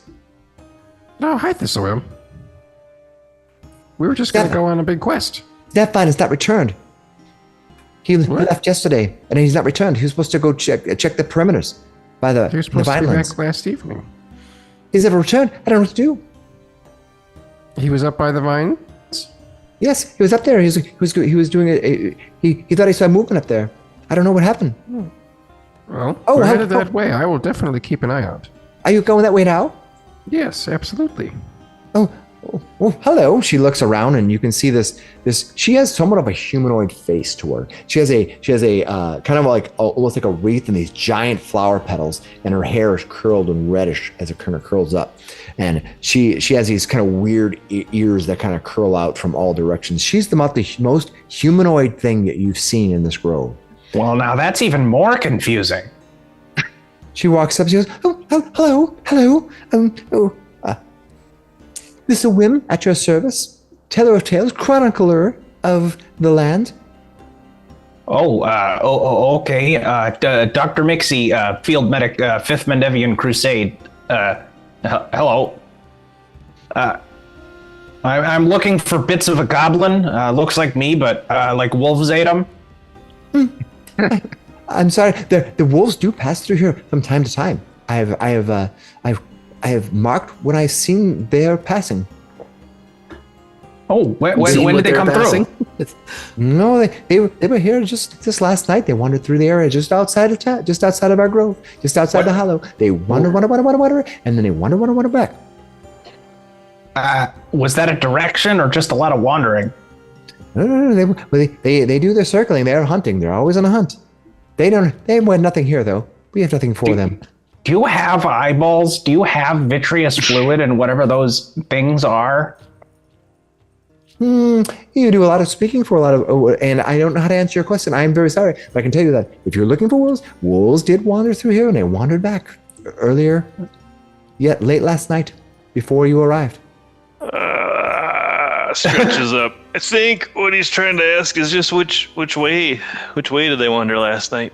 Up toward the Vinelands. That's where they come from. I believe that's where they live. They come down here, they come back here. I have it all written out. Would you like to come back to my place? I have it all I have many leaves filled with all the documentation. No, we have to go. Hey. But before you go, I must get all of your names. She pulls out a leaf. She says, "Oh, please, just give me some more details about yourself if you don't mind." Wait, hang on, hold on. Is this another devil contract? No, I'm the chronicler. I since you came to our village, I should write down all of your detailed information, so I can sell to third-party vendors. Does our new friend recognize her, Sarrix? Oh, Sarrix knows who this is. This is Thistle Whim. All right. Vamir, is that a magic leaf? Yeah, am I detecting magic coming from this leaf? No. But you think that she's gonna scratch out information on it to record it? No, it's just a leaf. It's just a leaf. Yeah, it's just, so again, she's gonna go to. She keeps track of everybody here. It's okay. She walks up to you, Vamir. She says, "You first. All I really want is your life story, all the details you've ever done and everything will be, and all your life goals. Thank you. Go ahead." My name is Vamir, Vamir, yeah, keep on. and I practice magic. Practice and I start magic. walking away. She toodles after you as she's saying, "So practice magic. Like, are you a wizard? Are you a sorcerer? Are you an oracle? What type of magic do you practice? Do you like to practice in the mornings and the evenings? Do you like to practice at night? Is it like when do you feel the strongest?" I feel the strongest when I use fire magic. Oh, it's a good question. And does it burst from your fingers? Does it burst from your palms? I mean, tell me a little about it. It bursts from my mouth. No, that's very interesting. I never saw anybody do that. Except for Todd. So, and she started, as you're reading, walking away, she's following you out to the edge of town, asking you the most annoying, random questions as she begins chronicling your existence in this town. Oh god. This village. We'll just move at full speed. We gotta keep going. Yeah, I drink my cheetah elixir. I'm like, I gotta get out of here. he's like invisibility. This thing's 20 gold, but it's worth it.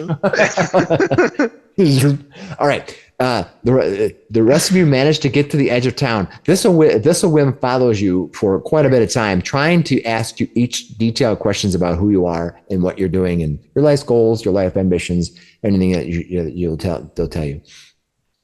Finally, she decides. She looks around. She goes, "Oh, I'm a bit farther away," and leaves Sarrix and the rest of you to head north and east toward the Vinelands. Is there anything else you're going to do before you go there? As you say that, an annoying cricket. Creak, creak, creak, creak. Jeez. I don't know. Their voice boxes must be made of something else. Titan. They just keep going. They don't even have lungs proper. How did they? I gotta find one of these guys. All right, you're gonna head forward. You're gonna head up toward the Vinelands. Is that what you're gonna do? All right. Yeah. Perfect. All right, let's Maybe take out. if I find one of them who's dead, I can take a look at their insides. All right, travel away from the Verdant Hollow. You travel, first of all, backtracking to where you were before, heading east, and then turning north. You are now north of where Hunkley's manor was before. As you move north, you move about a mile or so north, and you see that the woods get really thick in this area. You end up kind of like climbing through brush and stuff like that, and you have a hard time finding the trail until Sarrix sort of points out some of the trail positions here. He's been here through this area a few times. He's sort of leading you through. There's a clearly an obvious path, but it's also been obscured. Like whoever had made the path from the manor had tried their best to hide it. As you move forward, you begin to see that there's rising hills to the north. You can see it. There's clearly a line of hills just past the forest. You emerge into a clearing where the very air seems to thicken with malevolent intent, and the usual little woodland sounds fall to an unnatural silence. At the heart of this dim space lies a circular pit, roughly 70 feet across, maybe 10 feet deep at the center, kind of a divot. Its muddy depths black as pitch, and emanating a putrid stench that makes your stomach lurch. Think about this blackish earth that's in there. It's the bog of eternal stench. I thought it It was is a Sarlacc ringed pit. by a grotesque gallery of skeletal-like trees. Think of their lifeless branches reaching skyward with gnarled fingers, while several bear the horrific burden of holding decomposing corpses bound to their trunk. Most disturbing of all are the writhing root-like tendrils that snake from each cadaver's flesh, kind of like burst out of them, wrapping around the bark. At the far end is a small humanoid-shaped plant that is much greener than the rest. The plant is also drawn up and wrapped into one of the trees. Sarrix immediately recognizes this creature. Within the fallow earth of the pit, you can see the remains of long discarded corpses, along with 3 thick plants that look like massive closed flowers with tendrils leaking from their short, thick stems. I'll bring a map up. So you see this space. Sarrix, you see to the north. Your friend Snapvine is bound to one of these trees to the north. You see this bog. Now, you have circled through this area, but you know that the vines here move. You know that things here shift and change. And these bodies that you see lumbering on these trees, sometimes the bodies themselves move. You've never gotten this close before. You don't have any reason to understand why Snapvine is this close. What do you guys want to do? That's my friend. We need to get him out. You see a bunch of other corpses of like humanoid creatures. You can see around these trees around here. You can see these trees have humanoid type bodies bound to them, wrapped in. But with tendrils and things coming out of them, right? Yeah, tentacle things coming out. And you can see like, I'm no doctor. In the center here, they're dead. Yeah, in the center here, you can see three kind of bursting out of the dark, murky depths. You can see these three sort of pluming, kind of flowery type of things. They look like closed flowers with tendrils leaking out of them. They're here, here, and here. You can see them kind of in the depths of the dark. And throughout all of this area, you can see remnants of dead corpses, long dead corpses, almost just like skeletal bones, kind of a hand partially reaching out from the earth, things like that. Oh, wait, I see it. That's a human's. Never mind. So I'm going to give, it's going to be difficult. I'm going to give you guys a recall. Can I do a recall knowledge on just plants that eat, flesh? Okay, you do a recall. Plants, basically. You do a recall knowledge on these creatures, or on these the plants that hold the flesh creatures or whatever they are. You don't really know anything, unfortunately. This happens. Anybody else want to do anything about this area? Let's seek. Do a seek. All right. When you seek from this distance here, when you're just kind of coming up on the edge, you can see that these creatures that are here, these things in the middle that are there, they are themselves probably not just plants. They probably have a consciousness of some sort, because you see them kind of trying to hide, trying to remain still, but then you see it kind of move a little bit. I will draw my short sword, actually. You can see them there. And be like, what do you know of this area, Salad? It's very dangerous. We try to keep our distance from this awful pit. Why didn't he? That's a good question. Let's go and see if we can find out why. But carefully. I'm going to give... Since he's getting a bit more serious, this little guy. I'm going to let the five of you, not Sarrix, each give me a recall knowledge society. I'm going to let you roll your society roll. Roll it out, because you're going to know if you got it or not. I'm going to see if anybody can get it. It's difficult. Dang. No, nobody got it. Got plus 12 to that. Come on. Shall we try? You do have a hero going around point the if you wanna use circumference here?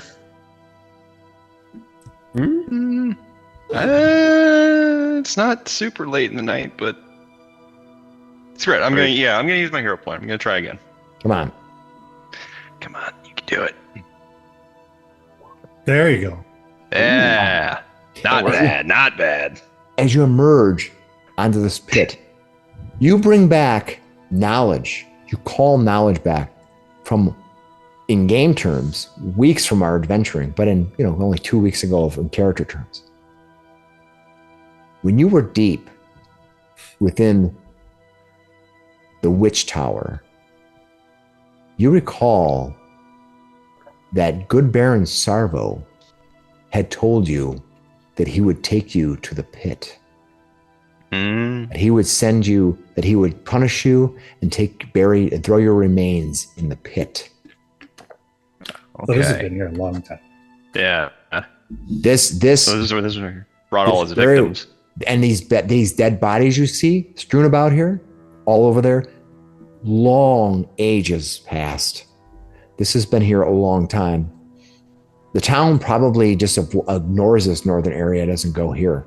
So they probably didn't say anything to you because they just don't go here. Mm-hmm. Don't go that way.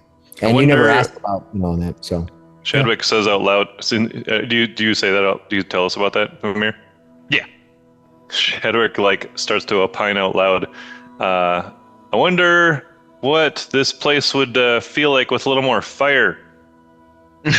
I could try, but I don't know if it. He's trying to intimidate the whatever things are around in here. Maybe these living plants. You call out. All right. Yeah. As you call out into the dark and you say, how about to intimidate with a little bit of fire? You see that these creatures, these things, just sort of sit almost lifeless.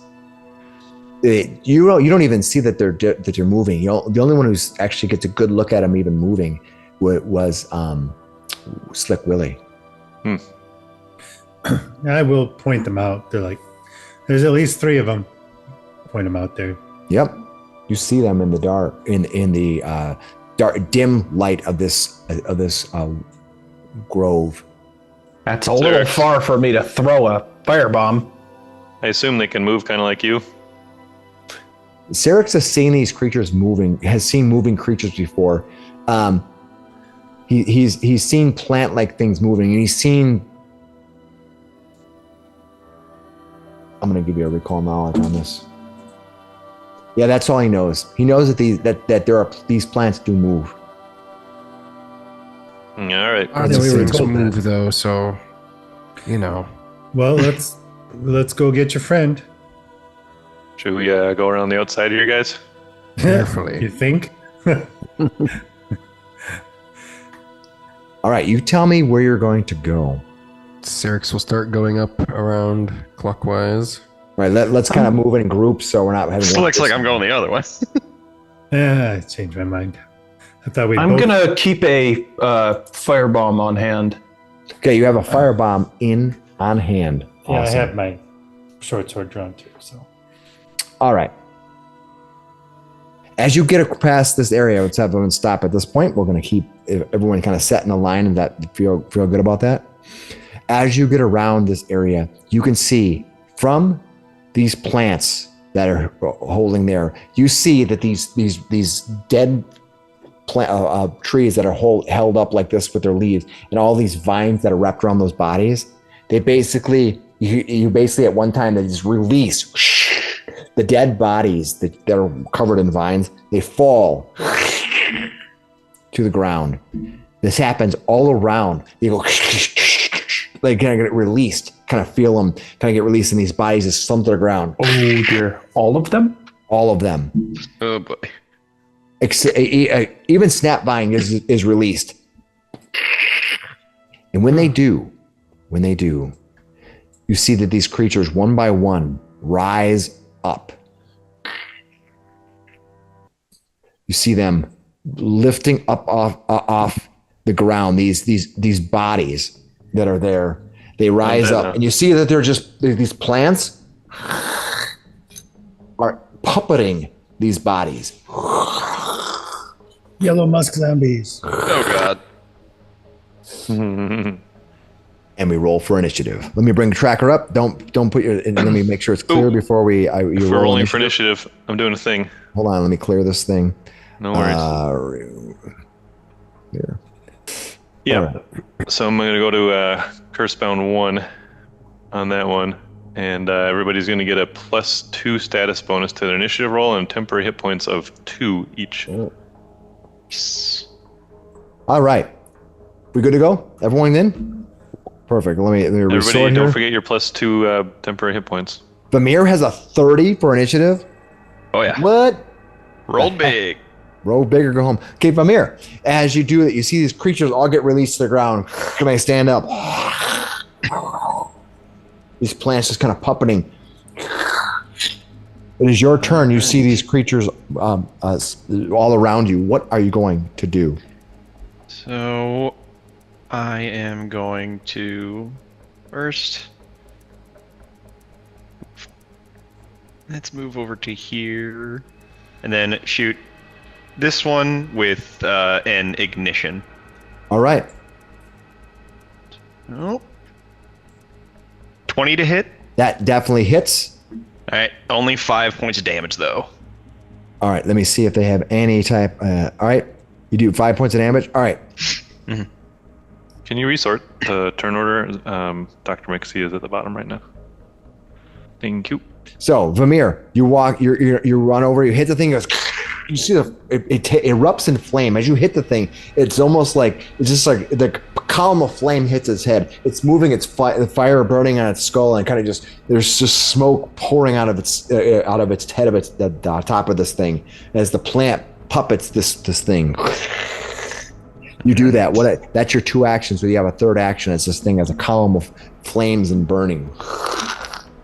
I moved, so moved, Okay. then did that. All right, Slick, it is your turn, and these creatures dart edging toward you. Well, I will do a recall knowledge on them, see what I know about. Okay. I don't think you got any. Which ones? The main plants, the bodies, or the ones in the center? The ones that are right now animated. Okay. The skeleton ones. Nice. All right. Let's see. I have neither religion nor nature, so probably. Yeah, you're not really getting much. You try. You're just like, ugh, and I rolled a 6, so Yeah. it's just. I could have gave you false information, but that's okay. What do you? Yeah, they're definitely alive. I'm going to raise my buckler, and I'm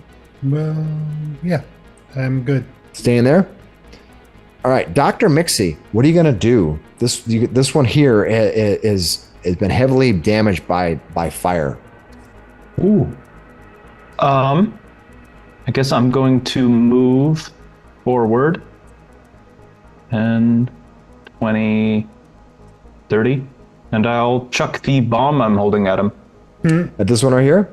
Yeah. All right, go ahead and make your to hit roll. 18 to hit. That does hit, yep. Cool, that's gonna do... Oh, I guess I should have just used that. 8 fire damage, I guess. Okay, 8 fire damage. Okay. Bad, I'll just use it from the alchemy tab. That's okay. Okay. All right. Part of it, you see as it's walking forward, part of it, more of it's on fire, just kind of, it burns all parts of its zombified body just being almost melted as the fire bristles and does damage. All right, you moved and did the through. Is there anything else you're gonna do? Because you had it in your hand, so you don't have to. I guess I'm going to move over here, behind everyone. Nice. Zabari, what are you gonna do? I do believe I'm going to move up to here and hit the tree. You're gonna hit the tree, or hit the creatures right there. Why go for the puppet when you can go for the puppet master? Well, the creature is the puppet. I'm just letting you know. The creature itself is being controlled by a creature inside of it. So Okay, well, you're gonna want to attack the creature. Can I hit it from here? No, because you don't have reach, right? Okay. You're gonna want to go out and attack the thing. If you want to physically attack it, that's what you're gonna attack. Mm-hmm. The trees more or less are just like the homes that they stay in, the places they stay in. Right. It's my apartment. Yeah, so you can run up there. So you're still too far away. You need to be next to it in order to use your weapon. Yeah, I don't think I want to go into the pit. That's up to you. I do not want to go into the pit. So I will I will adopt a defensive stance and ready in action for if it comes in close. Gonna raise your shield? Gonna raise my shield, yep. Run up, raise your shield. Okay. Shadwick, what are you gonna do? I'm going to... This one was the one that was the most damage, right? Yes, it's taken heavy damage. All right. I'm going to cast a new spell. Ooh. Y'all haven't seen before. It's called Floating Flame. All right, you create a fire. You fire that burns with fuel that moves to your command. The flame deals 3d6 fire damage to each creature in the square in which it appears with a basic reflex save, and then you can sustain it, and you can move it 10 feet. Yeah. Yep. All right, let me make a basic reflex save. Ooh, I rolled super good for this creature. Let me see. Its reflex, it has... I rolled a 22. Ooh, it succeeded, but this is a leveled spell. Yep. So I'm gonna take half damage. It didn't. Yeah, you didn't critically succeed, so I think Nope. I take half damage. Nope, that's right. I take. Give me the damage. So I believe I got this one marked as a 3d6 right now. Yep, So let's see what 3d6, happens when I click the button. A We're gonna find out. boop. Oh, nice. So you did Nice. I got 14. at least one max in there. right. 5, 6, and 3. That's not bad. All right. You hit this thing. It goes kind of falls down. I don't know its knees. It falls over, and the little plants go. It tries to curl up, and it just kind of incinerates itself. Just Nice. That was All right, and then let's see. It says I can move it. So I did 2 actions so far, right? yeah. When you sustain the spell, you can levitate this flame up to 10 feet. It then deals damage to each creature whose space it shares at any point during its flight. So you can move it 10 feet, and so like you And can move sustaining it. is an action, right? Yeah, sustain is an action, right? So and I can do it in the same round, right? Yeah, there's nothing saying you can't. So I can move it by doing that. So I'm gonna move it towards this zombie that's coming up around us here. Just go like that. Maybe All right, let yeah. it off at the pass. You got it. Moving the fire. He's just like focusing on it, like. All right, that brings There we us go. to Sarrix. All of my creatures rolled horrible for initiative, and that's happens sometimes. All right, go ahead, Sarrix. What are you gonna do? Plus we got a +2. So Sarrix is quick to rage. He's quick-tempered. So he, all of a sudden, with this burst of aggression from the zombie, his flower bud pops open, and it's kind of got it's a little bit Cute. Venus flytrappy in there with some like nasty sinew kind of going Not in cute. there. Like the hairs and stuff Not inside of cute. it. Yeah, It's just not cute. not good looking. Sticky cilia, weird spots. Yeah, like maybe some spores puff out of it real No, quick. not as silly as his other minions back at his town. But go ahead. And that's a free action to do on the start of initiative, and then he will step forward and draw, seemingly out of nowhere, a huge samurai sword. It's Two-handed sword. It's a big two-handed sword. It's as big as Zabari. Like just way too big for this little guy. And he takes a swing, a really crazy swing at this zombie, and he's going to do slam down, which is a Mauler attack. And so I'm going to take an attack, and then if it hits him and I deal damage, I get to you've got- automatically trip. Does You he got have- reach. It does have reach. Oh my god. What? Jesus. Okay, so you are a what class? I'm a barbarian. And what is your free archetype you took? I Mauler? took the dragon archetype. The dragon archetype. What is that? Or one? no, I'm sorry. The archetype is the Mauler archetype. Mauler, right? Yeah, Yes. right. So that's two-handed, Yeah. specialized All right, attacks. so with you are, cool and you effects. see this giant, and it just appears out of nowhere. And when he does, seemingly when he out does- of nowhere. Yeah. All right, go ahead and make your attack. All right, so the first strike, Criminy. 21 to hit. That will hit. All right, so he'll take the 12 slashing damage. All right. And does that kill him? No, it does not. If it doesn't kill him, then I get to make an athletics check at the same map. So zeroed out right now. Yep. That's such a good spell. 18 to trip him. All right. Let's see against his dexterity, right? I think reflex, yes. Or is it fort? I can't remember. Okay, reflex. It goes against his reflex to take it, right? Yeah, that made it. He has been dropped prone. And there's just like this weird like sound that comes out of the flower. It won't impact your turn, but I just realized I went 15 feet instead of 10 for the fire, so I'm going to put it there instead. Sorry. That's okay. Oh, the diagonals. Yeah, diagonals. Yeah. Okay. He's been tripped. Boom. That is that. You move forward and you did a two action strike, right? Yep. All right. That is my turn. Sarrix. Ooh, finally, I have actually a get character on the bonus. map who can do something. What is up with this? Actually I'm never get letting you guys have help from cutesy ranging, rest at a place anymore. You guys get too good at stuff. All right. First What of was all, this, number Sarrix? 3.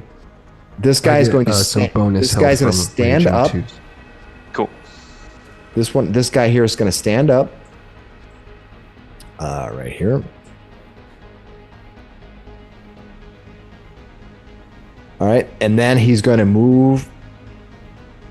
He's going to move forward to here. Moves forward to there. That's what he's going to do. And I'm going to see if he gets a third thing here. Yep, that's all. He stand up and he walks over to there. All right. The next thing. You see this thing go. You see it goes. Falls a little bit forward. All right. After that, you see that these creatures begin moving. They move at. Okay, so this thing was going to run across 5, 10, 15, 20, 25, 5, 10, 15. You see then one of these moves out like this. Next up is this one here. 5, 10 to 15. 5, 10, 15, 20, 25, 5, 10, 15. You see another one runs up to here. Just. All right, this one here runs. It runs to here, and this one runs to here. Does it with the depth of the pit? Does it look like they're going to be climbing up?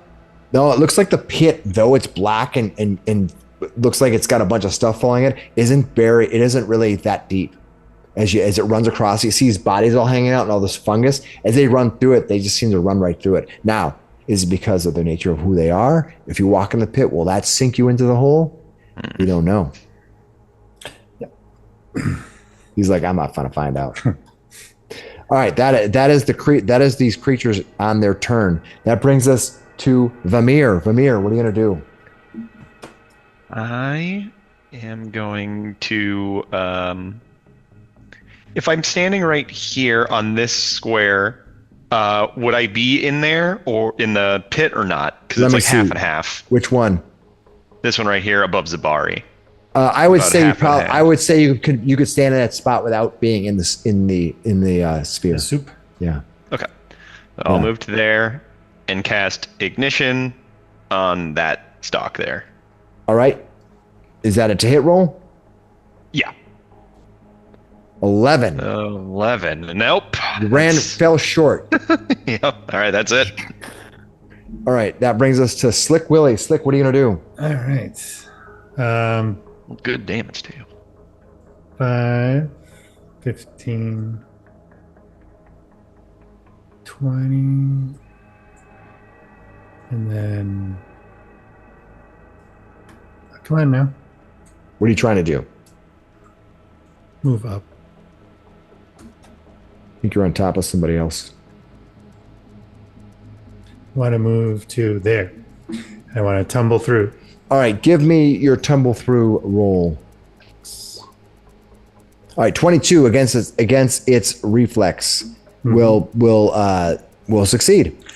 All right, so now that I have tumble behind, that puts it off guard to me. All right, which it is anyway because Sarrix is there, but yes, in general it is, yeah. And with my slashing, I will use the slashing part of it. Okay. I will attack. 15. Off guard at 15 will hit. All right. 11 plus 2, so 13. I didn't use the finisher, but I have panache. All right. 13 points of damage. Mm-hmm. Got it. Hit it for 13. That brings us to Dr. Miksi. Makes a difference. Yeah, thank you for always let me know, yeah. Okay. Do you have a button so you can we'll switch to the slashing down below or not? I don't know. It doesn't. It says fine. piercing, slashing. Got it. On All right. things. Dr. Miksi, I'm sorry. Go ahead. What do you want to do, Dr. Miksi? Well, guess I want to do some fire damage. I'm gonna quick bomber with a crafting a Alchemist's Fire, and I'm going to target the guy in the back here. All right, go for it. Make your attack. 16? 16 to hit. That will hit.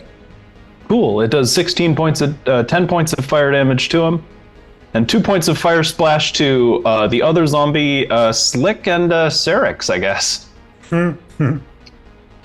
This is just auto. Yeah, that's 2. But two you fire think that splash damage you did to the other one just lit him up. Like it looks like it. There's probably some vulnerability to him. Nice. Ooh.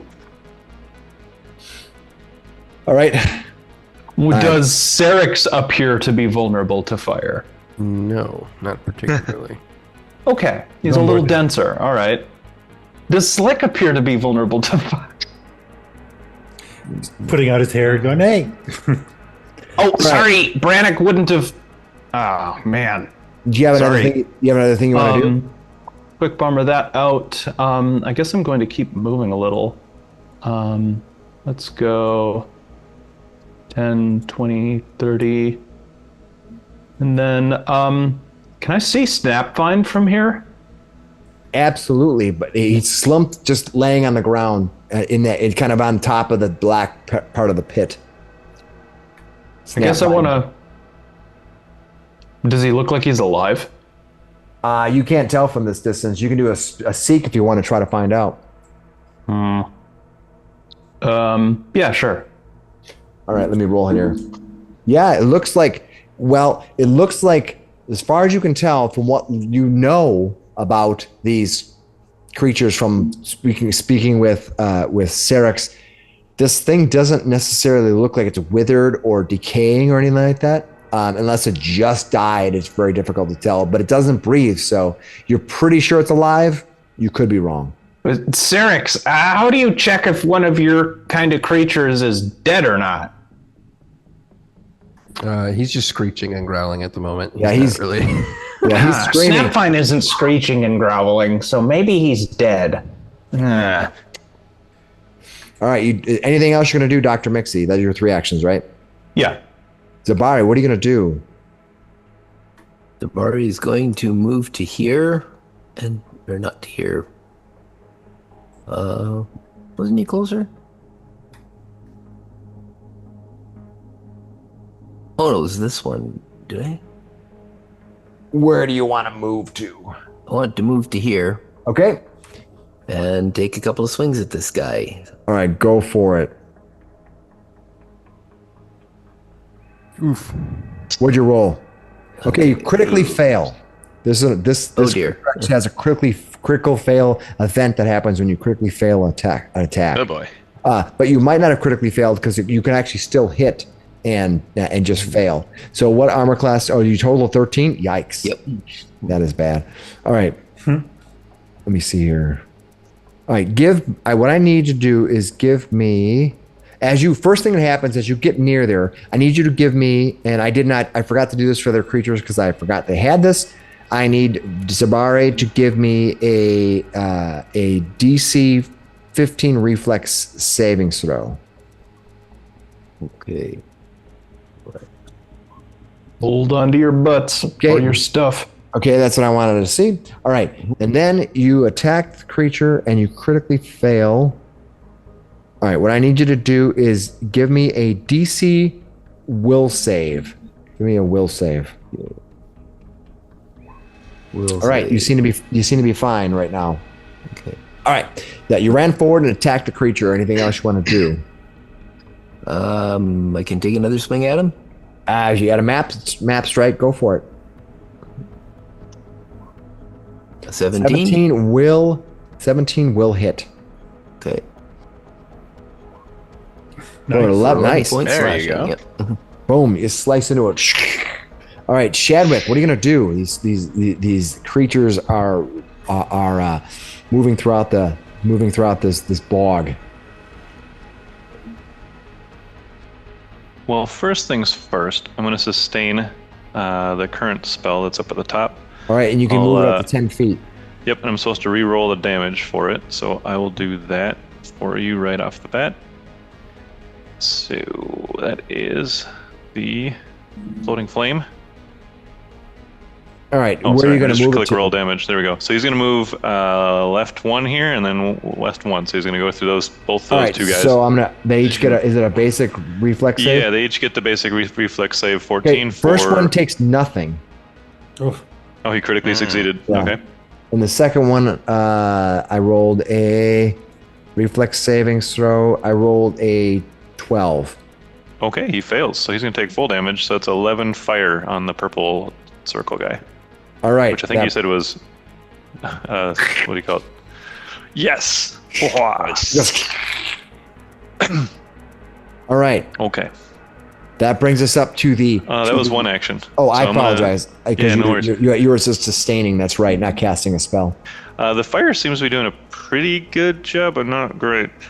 Anyway, Zabari's there. I'm going to use a cantrip for my second and third action here. I'm going Okay. to use one called... these are pretty clearly undead, right? At least I think they are. Yes. So I'm going to use Vitality Lash on this guy right next to Zabari. Okay.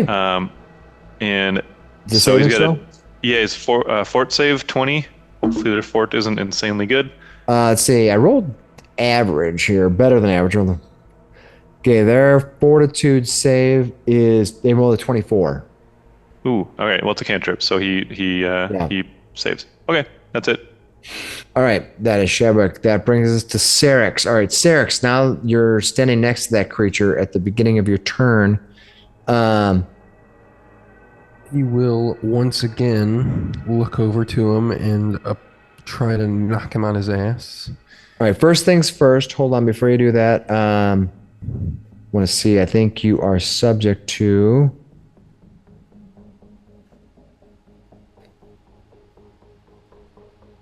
All right. You're within his 5-foot aura, so I need you to give me a reflex saving throw. Worst one. Okay.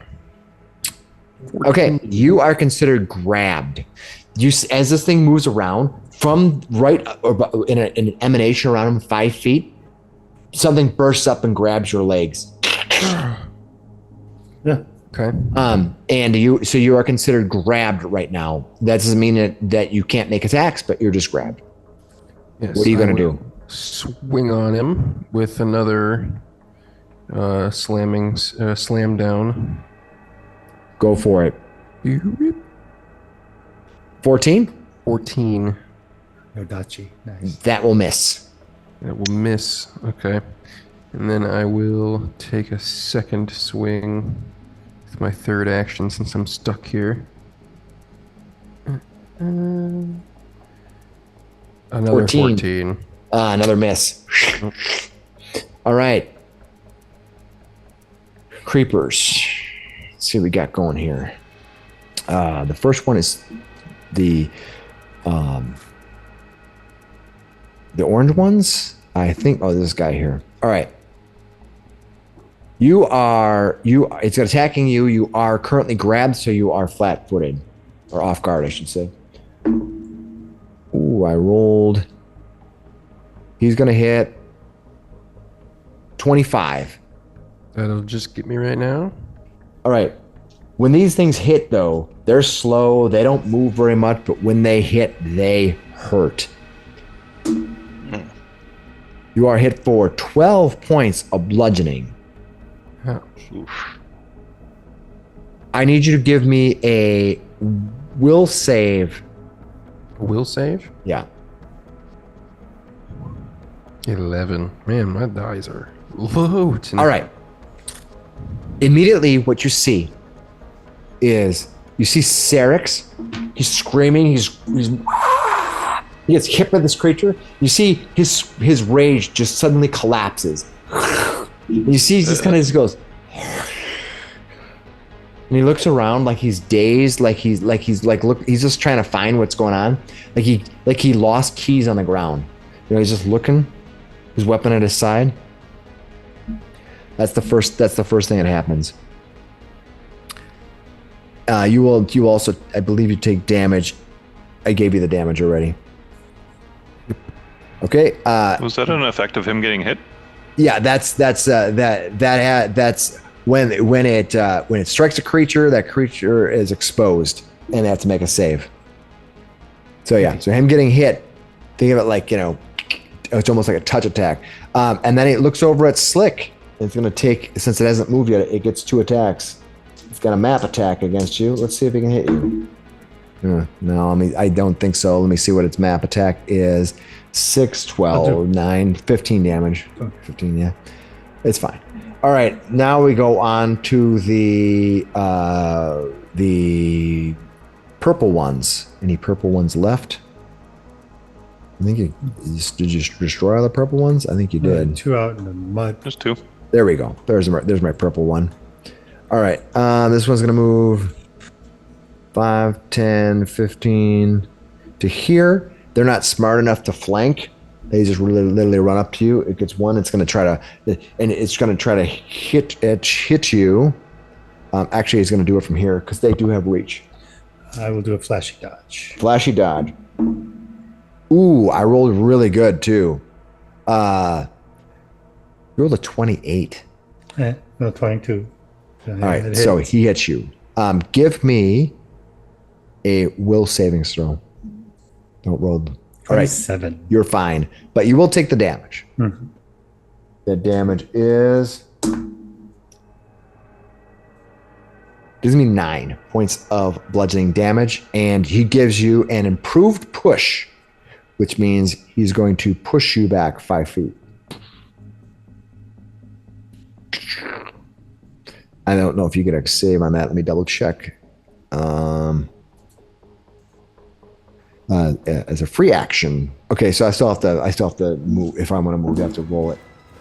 All right, so I rolled a plus. It's going to be. He's going to roll a 25 to defeat your fortitude to push you. Yeah, that works. So he just knocks you back as he hits you. All right, that is the purple dudes. This guy is going to move. How far? He moves you 5 feet. I moved you already. Yeah. Oh. He just knocked you back 5 feet. All right, now on to the blue creepers here. All right, this guy here is going to move.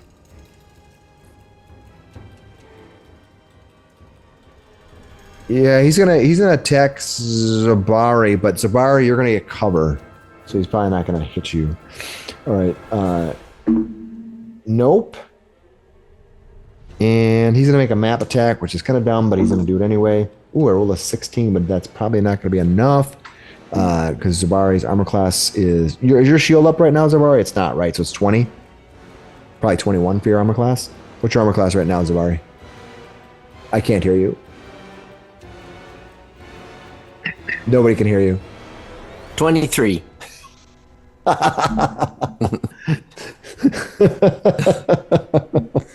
Okay, 23. All right, 23. Because is your shield up? Did you Yes. raise your shield?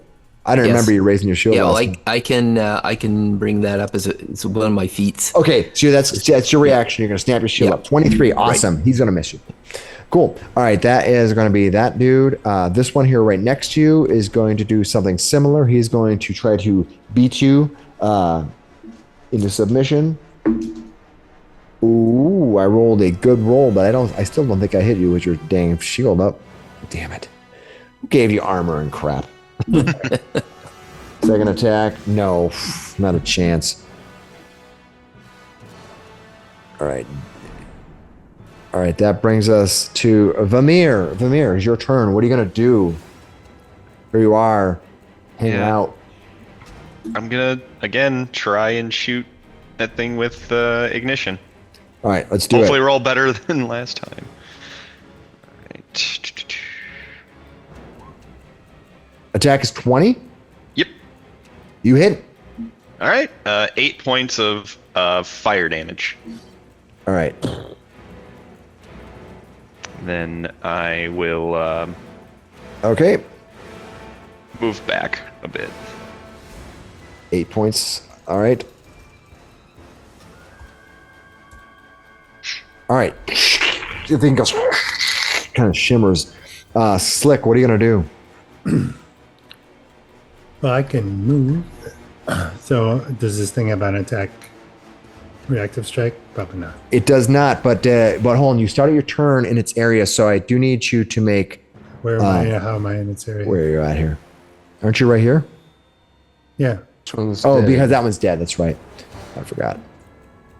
Go for it. What do you want to do? I'm going to move to there. That's 50. Booking it. Yeah. And then I will attack this thing. And it's been damaged. Has this one been damaged? 1 second. I have got to check on. Yeah, I think he got hit for 11 points. Who are you looking for? Which one? This one. Sorry. Yes, it has been damaged. I will finish it. All right, go for it. With my striking short sword. 20. Okay. Okay, got it. All right, you're going to do, you hit it. Mm-hmm. Go at how much damage do you do? 7 plus my finisher. Which is 2d6, right? Yes. Ooh, with another 4 points of damage. So 11? Could have been better, but hey, it's better than doing nothing or missing, right? That's true. And then I will also move away. All right, so you ran up, it did one attack and ran away. Mm-hmm. Okay. Back up the map so people can see where you're at. Boom. A lot of stuff going on here. All right, you're down there. We'll just know you're down below. People keep track of you. All right, Dr. Miksi, what are you going to do?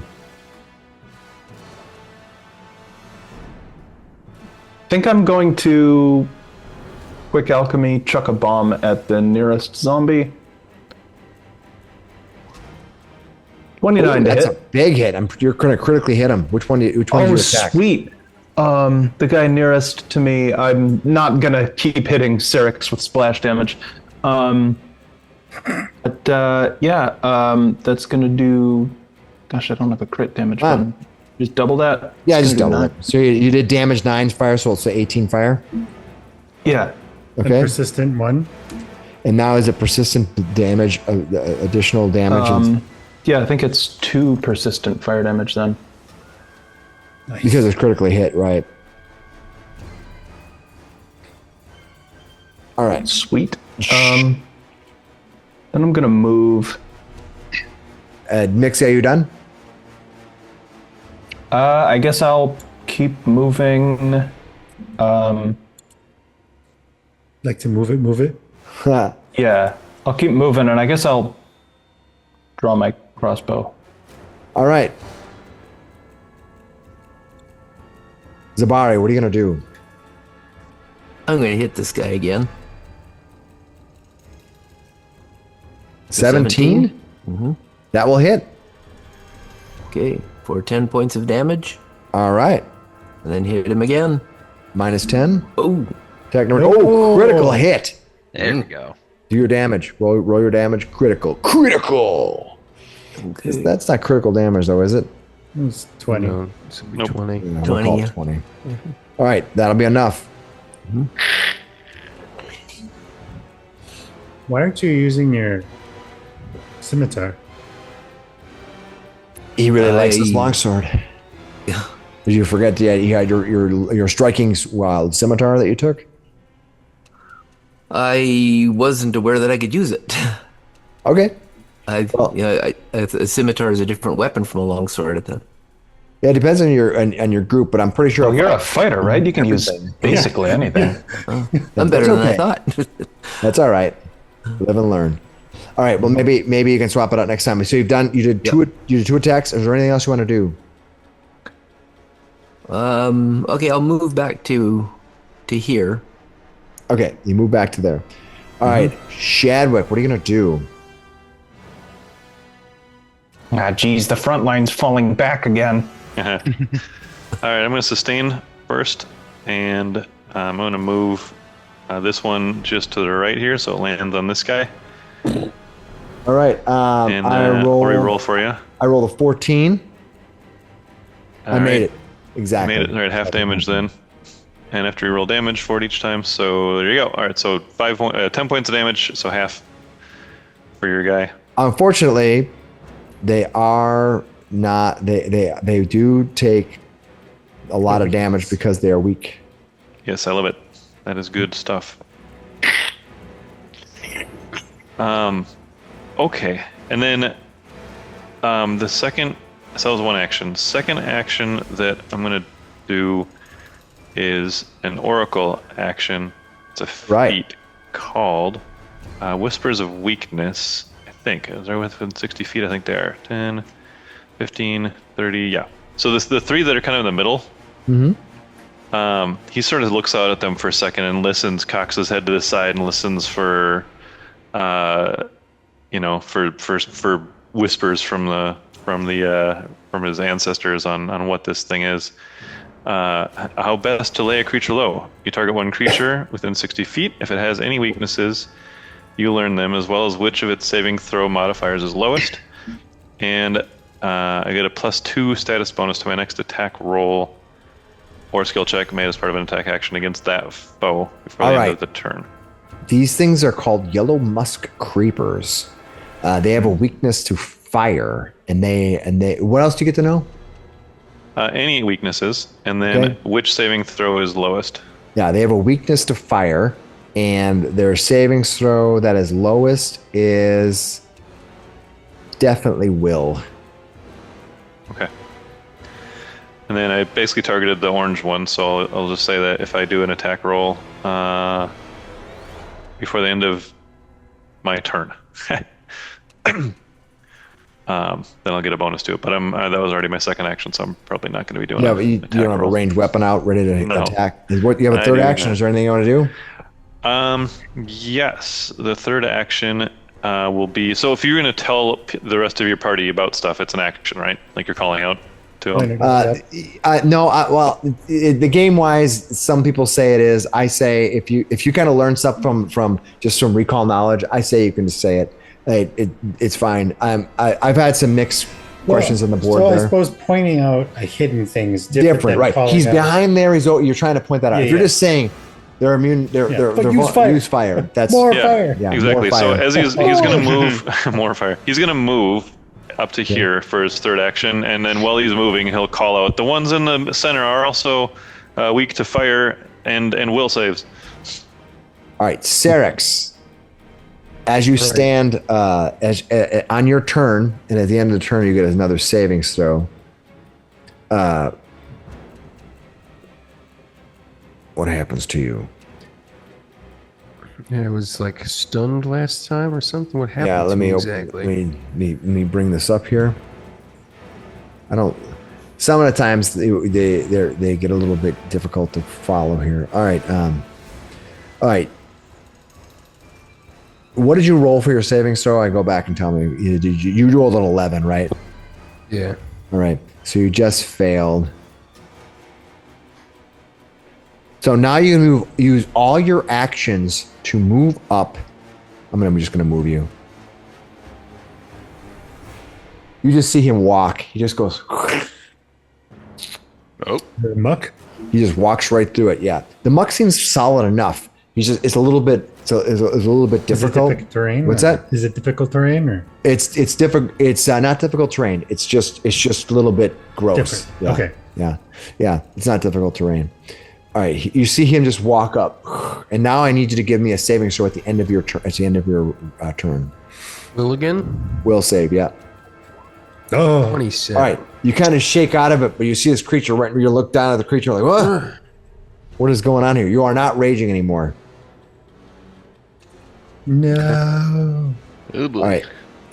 Creepers 3. All right. This creeper right in front of you that you just walked in, it quivers. Unfortunately, you are no longer under its control, but it can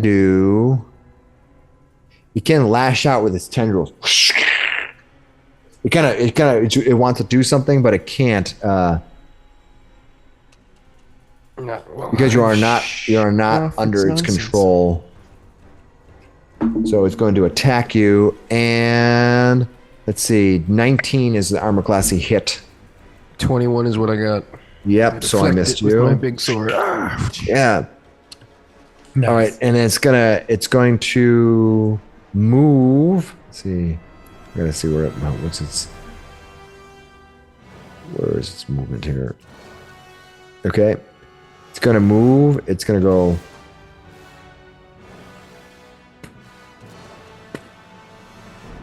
I would like to use a reaction. What's that? I would like to use a reaction if it moves away from me. Okay, what reaction would you like to do? I'd like to use step up and follow it. All right, give yourself a step Oh, up. that's a good one. Yeah, you can move 10 feet on a step up or a 5. Up to my movement. Okay, boom. Yep. All right, that brings it's also a good teen movie. Step Up, I believe. All right. Step up to the streets. Oh, there was no other orange ones. I think they're all gone right now. That brings us to the purple ones. This one, who is burning still. How can we dance when our beds are burning? All right, 1, 2. All right, he's going 1, 2, 3, 4, 5. And it took its persistent damage. It will say it takes its persistent damage at the end of the round. It moves to there. Okay, so it moves forward and it's going to attack. It doesn't matter. 1, 2, 3, 4, 5, 6. 1, 2. So it's gonna attack Vamir. Vamir, you look so good. You look so good. All right, he's gonna hit 21 armor class. Yeah, that hits. Yeah. All right, and it's gonna do.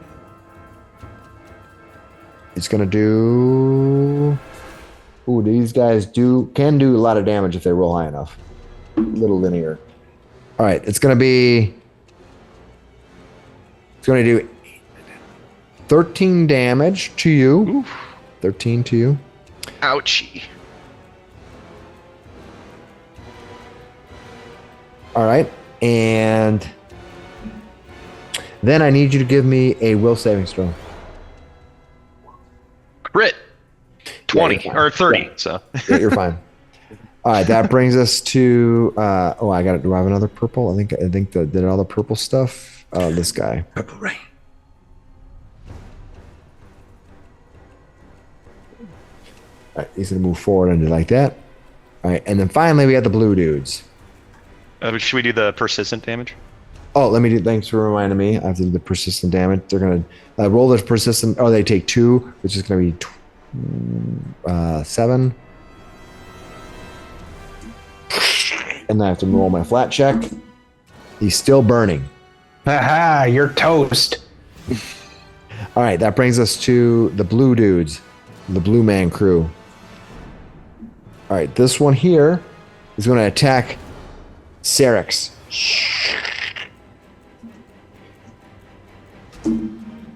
I'm going to probably miss. Only 20 is the armor class.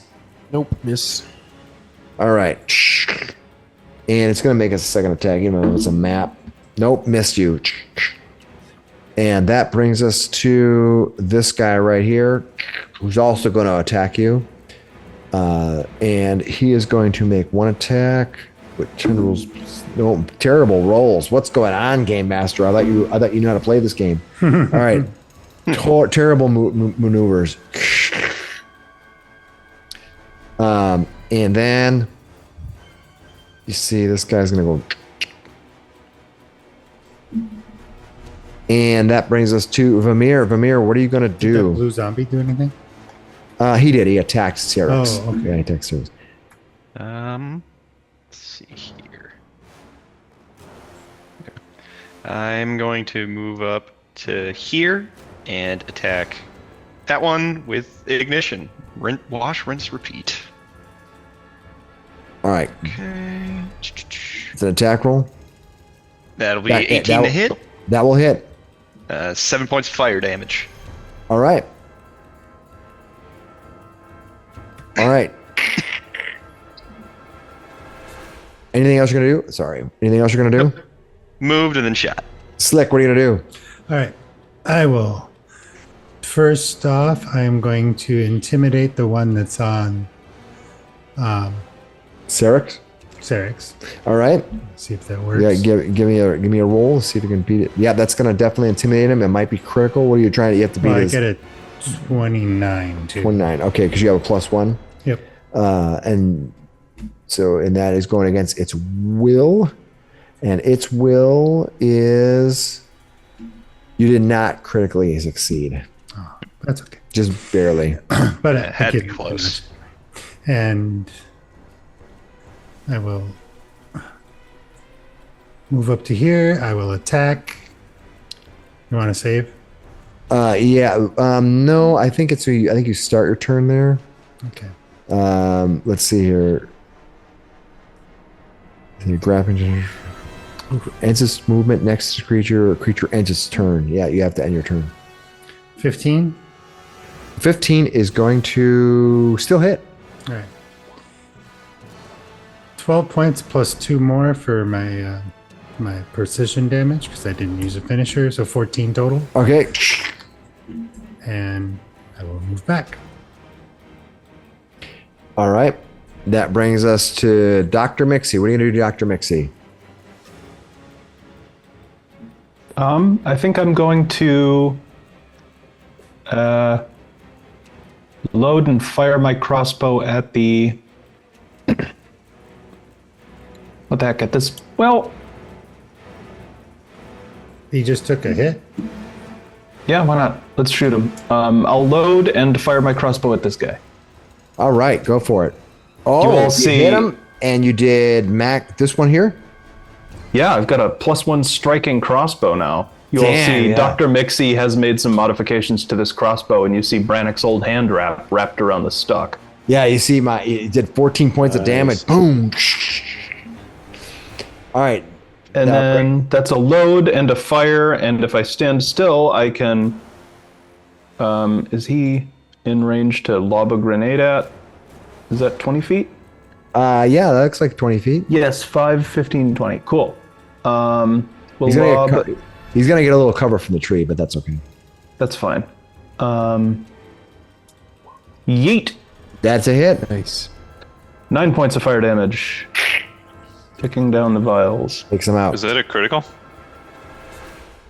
No, did not. No, you didn't critical him. But Cool. because he has cover from the tree. Dr. Miksi is done. That brings us to Zabari. What are you going to do, Zabari? Even if you didn't, it wouldn't be enough. Zabari, what do you got? Okay, I'm going to. You can see that you can walk into the pit without too much difficulty. Okay, well, I'm going to come up and help my buddy Chadwick. All right. Okay. Shadwick's is Shadwick's paladin brother. Yeah. 26. 26 No, does that's hit. not. Wait, that wasn't mine.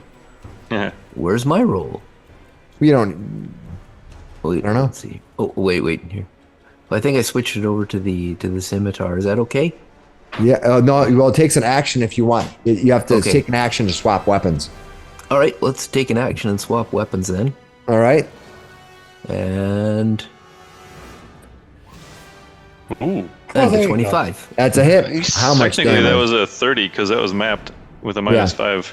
Yeah. So we'll go ahead and do your damage. Is 30 a crit though?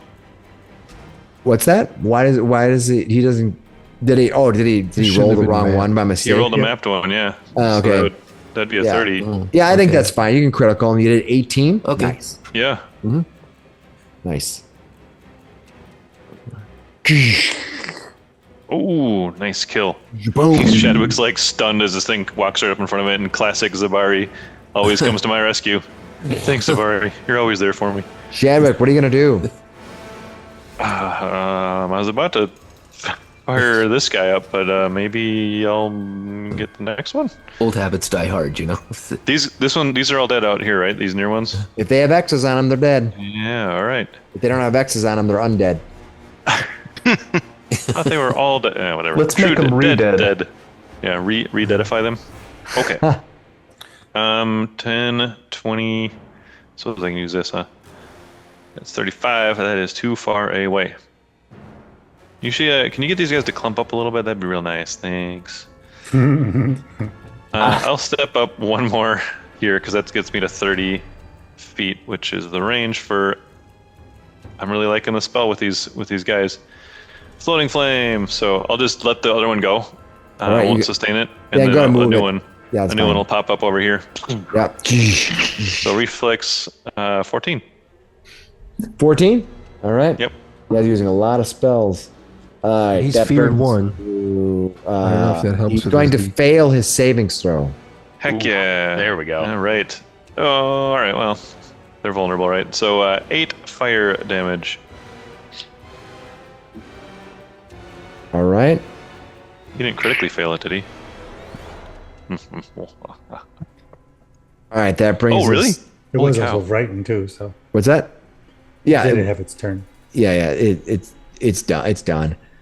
You moved. You cast your spell. And I think That's you're it, done, I'm done, yeah. Shadwick, right? Yep. Sarrix, what are you gonna do? This creature, all of a sudden, a big ball of fire appears in front of you, and the creature just goes. That was only my second leveled spell on this whole combat.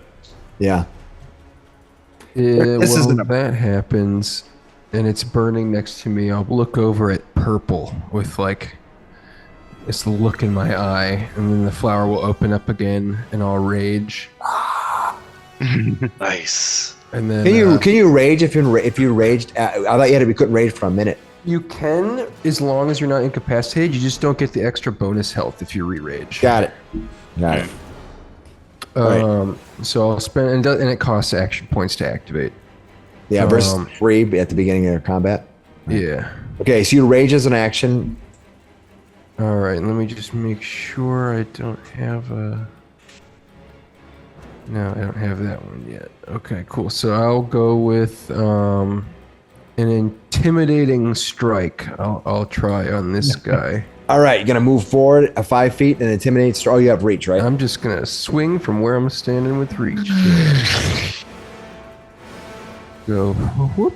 I didn't realize you had reach. Jesus. I didn't know you could do that with a small creature. I know, right, Mauler? It's Holy great. crap. Okay. If So only that- it was a crit.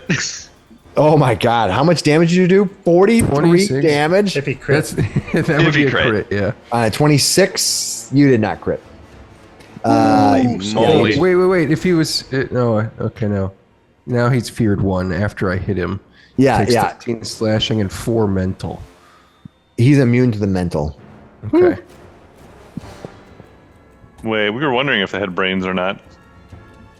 All right, that brings us. That's Sarrix. Are you done? are they Yes. What's that? Can they be intimidated then? No.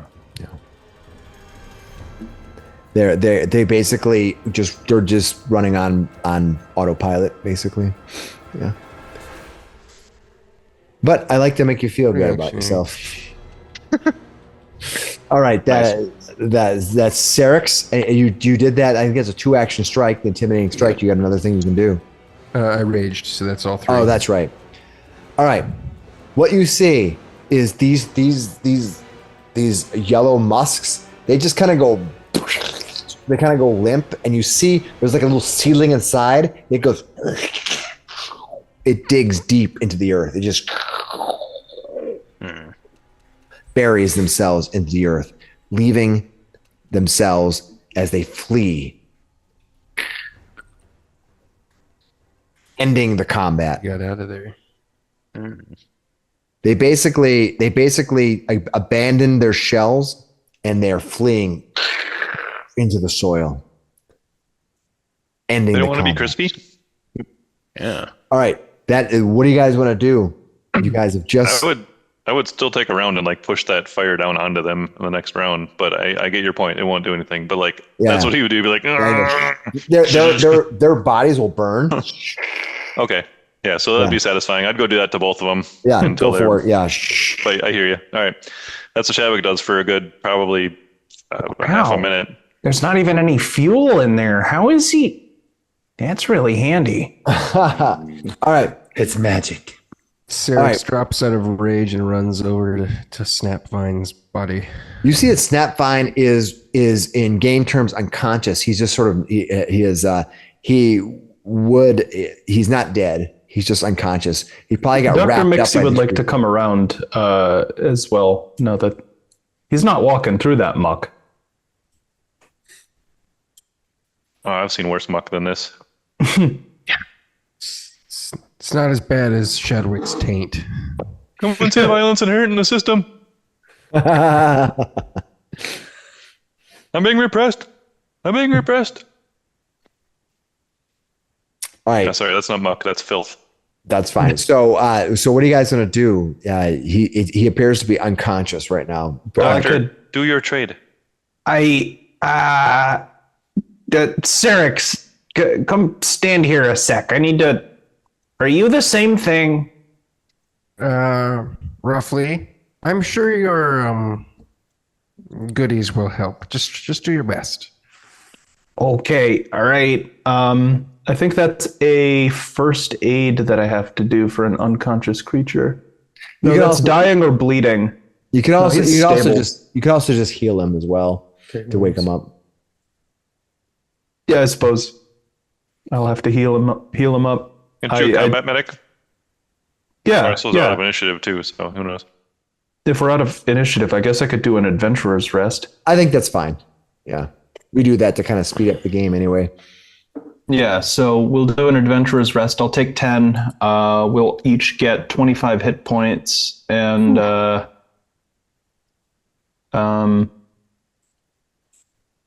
don't think anybody's needs that extra d6. Cool. Yeah, as you apply some healing, you see that Snapvine sort of wakes up and he looks up and he says Sarrix, what is happening? He sits up. I used some grass as bandages. I hope that works. I have met some new meatmen friends. Yes, I see. They've helped you. Where have you been? What got you into this mess? I came looking for signs. I was looking for signs of the darkness, the dark tapestry. The taint. Yes, taint. I thought perhaps because this place was so vile, it might be here. But when I was here, the creatures grabbed me and pinned me to this tree. You know you're not supposed to come near here alone. Yes, I know. I thought I could handle it. Apparently, I couldn't. Did you see the flying Thank you. creature earlier? No, I have not seen any flying creatures. Unfortunately, I'm sorry. Well, the tapestry is apparently watching us, so check up next time. Well, I could Are certainly you give her. sure this? Are you really sure this isn't just one of your ghost stories? It ain't. We all saw it. You meatmen never take our predictions seriously. What are you talking about? You saw it too, didn't you? Yeah. There was a winged creature. It was flying around and staring at us. Back in your hollow. Have you spoken? You see that Snapvine says, "Have you spoken to Petal Bloom?" Yes, Petalbloom wants me to follow this man. He'll point to Shadwick around and make sure that his taint doesn't get out of control. Tain't possible. It's pretty crazy right now. He's at Cursebound 2 right now, so it's a whirlwind around him right now. Just like he can't. He takes a -2 to ranged attacks right now because of how bad it is. Yeah, This is normal. Don't worry, nothing to see here, folks. Snapvine steps behind Sarrix and kind of gets away from Shadwick a little bit, and Snapvine says, "I should be returning back." Yes. To the Verdant Hollow. I should report what's happening. Are you returning back with me? Or are you going to stick with these strange creatures?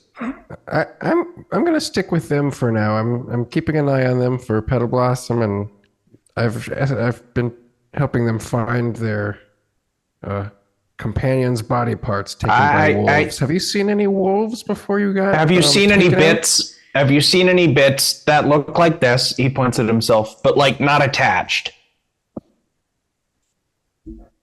Maybe in mouths of wolves. I have seen the wolves. They traveled north. They circumvent this area, and they headed to the north, probably where their caves are. Well, I need those bits. Thank you. Do you need any more treatment? Pruning? I'm still new to this. When I return to the Verdant, I will be fine. Thank you so much. All right. I don't know whether to close a patient file or file a completion report. I don't know how to answer you that, but I'm going to fade away. As he runs away. It's so strange. How do they even move like that? They don't even have muscles. Just a strange little fellow. I wonder if it's all just vascular pressure or... All plants can move a little bit. It's just very slow and mostly imperceptible. But if you sit and watch for a while, if you really refocus while watching the plants, you might see Goblin them move. lifespans aren't spent well watching plants move. We're just extra spirited. And he wiggles a bit. They are spirit bound. All right. So to the north, You're going to head north? Yeah. All right. we have a cave to visit. All right. Let me get up the description.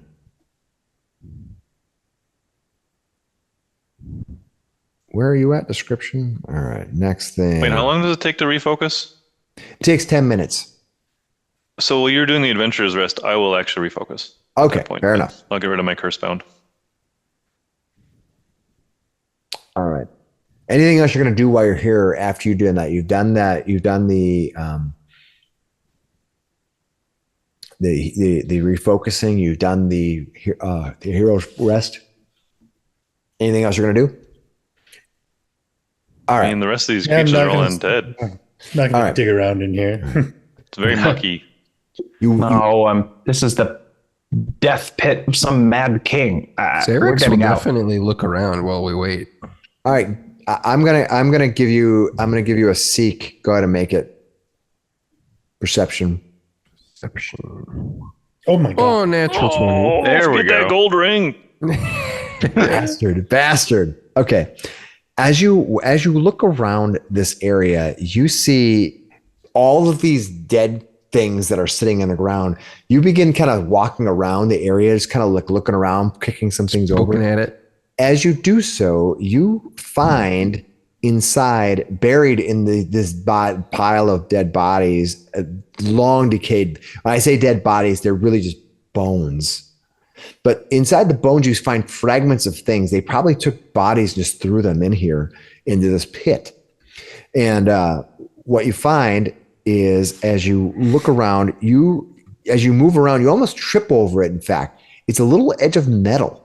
And you reach down and begin scooping out at this edge of metal, only to find that it is the edge of a long metal piece. And you begin scooping it, only to find it is even more metal. And as you dig it out, you kind of dig around it and you pull on it, and you almost rage pull. You're like, gah! You see you fall back in the ground as this big plate of metal rips out of the earth. Part of some bone fragments come flying out with it, and you find yourself with a steel shield. And it is a symbol of a split field of blue and green with a gold crown and a clawed lion on it. Oh, that's pretty. Yeah. Ooh, Most I've got of you- lore heraldry. Do I know what that is? I'm pretty sure you do, but I'm going to roll. You do. This is the heraldry of Taldor, the nation that you are in. This Local soldier. shield seems to have been here for a while, but it doesn't seem much worse for wear. This is really nice for being stuck in the mud. Vamir? Want. Yes. Can you do your eye thing on it? Yeah. I think I'll just see. Is it It is producing any kind of magic? It is definitely magical. There's an enchantment on it. There is a bonding on this thing. Okay. If we have some time and I can sit with this item, I can figure out exactly what it does. Well, he's about halfway through his walk. We got, yeah. We'll be here a few more minutes. Yeah, let's. You want to spend 10 minutes trying to figure out what this is? Yeah, dual Arcana. See what we got. Okay. Go ahead. I'm gonna let you roll it. It's fine. Okay. Crit 33. Jeez, what's Fire. all the crits going on here? Fired. Yeah. Where were those? Yeah, no kidding. All right. Let's figure out what this thing is.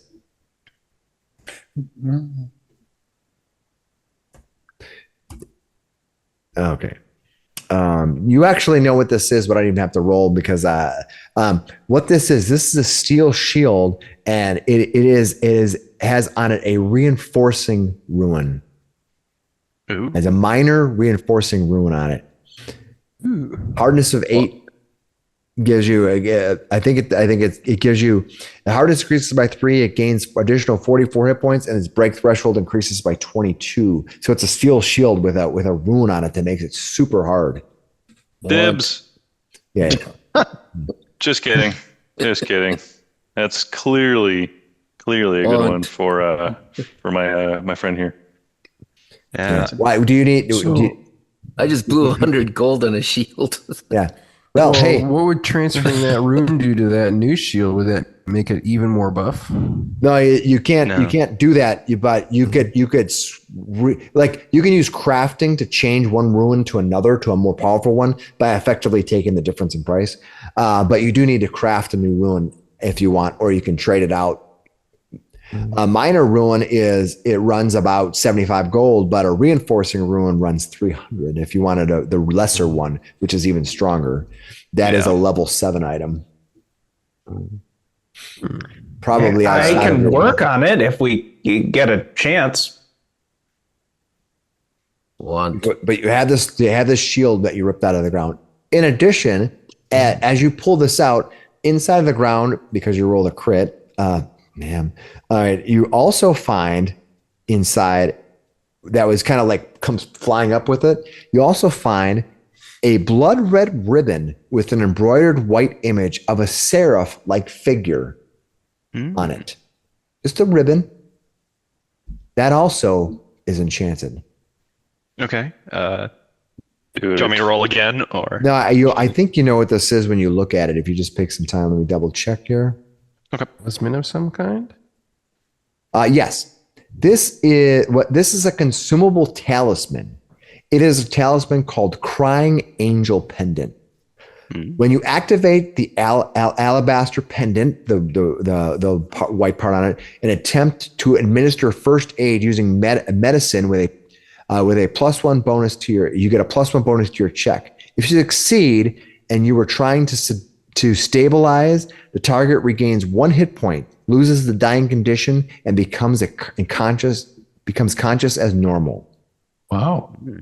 Feel Dr. Miksi, this seems. I'll follow up there. If you succeed and you were trying to stop bleeding, the bleeding ends.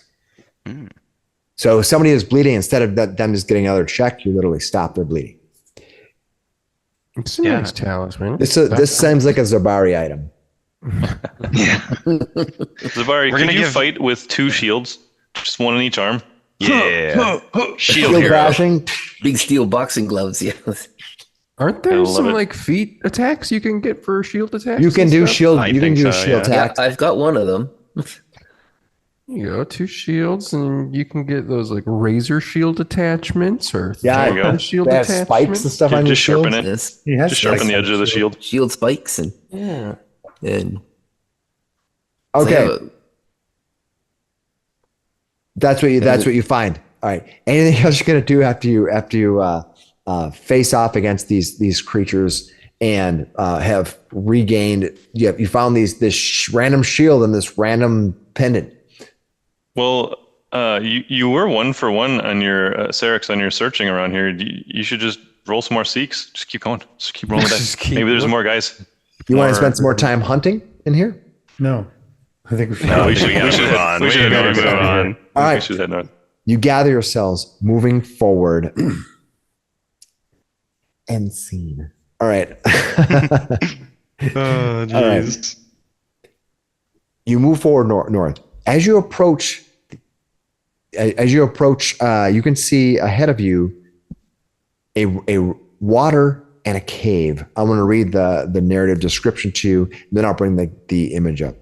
As you approach the entrance to most likely Hunkley's cave, you notice dark shapes wheeling overhead. At first, you're nervous. You saw those dark shapes before, but no, these are only buzzards that are circling lazily in the afternoon sky. Their harsh cries echoing off the rocky terrain. The scavengers mark a grim scene as you approach. Near the shore of a small like river or water coming out of the cave that flows from the cave, carved into the basin of the towering 30-foot cliff, you discover the mangled remains of two unfortunate souls. Wild beasts have done their terrible work here, leaving behind only scattered bones, scraps of torn clothes, and pieces of ruined gear as testament to what was once two living people. The brackish water laps quietly at the muddy shore, indifferent to the violence that had unfolded. I'll bring the map up. All right, let me bring this up. We can see that there's water that is racing from inside of here. Now, I'll kind of draw a little bit more so you can kind of get an idea where the cave entrance is. You can see it there. The water is kind of flowing out of there. You can see the body, these two remaining bodies that are right here and here. Here and here as you approach. I'll put you guys by the sea and the Hunkley cave, and we'll start from there. What do you guys want to do?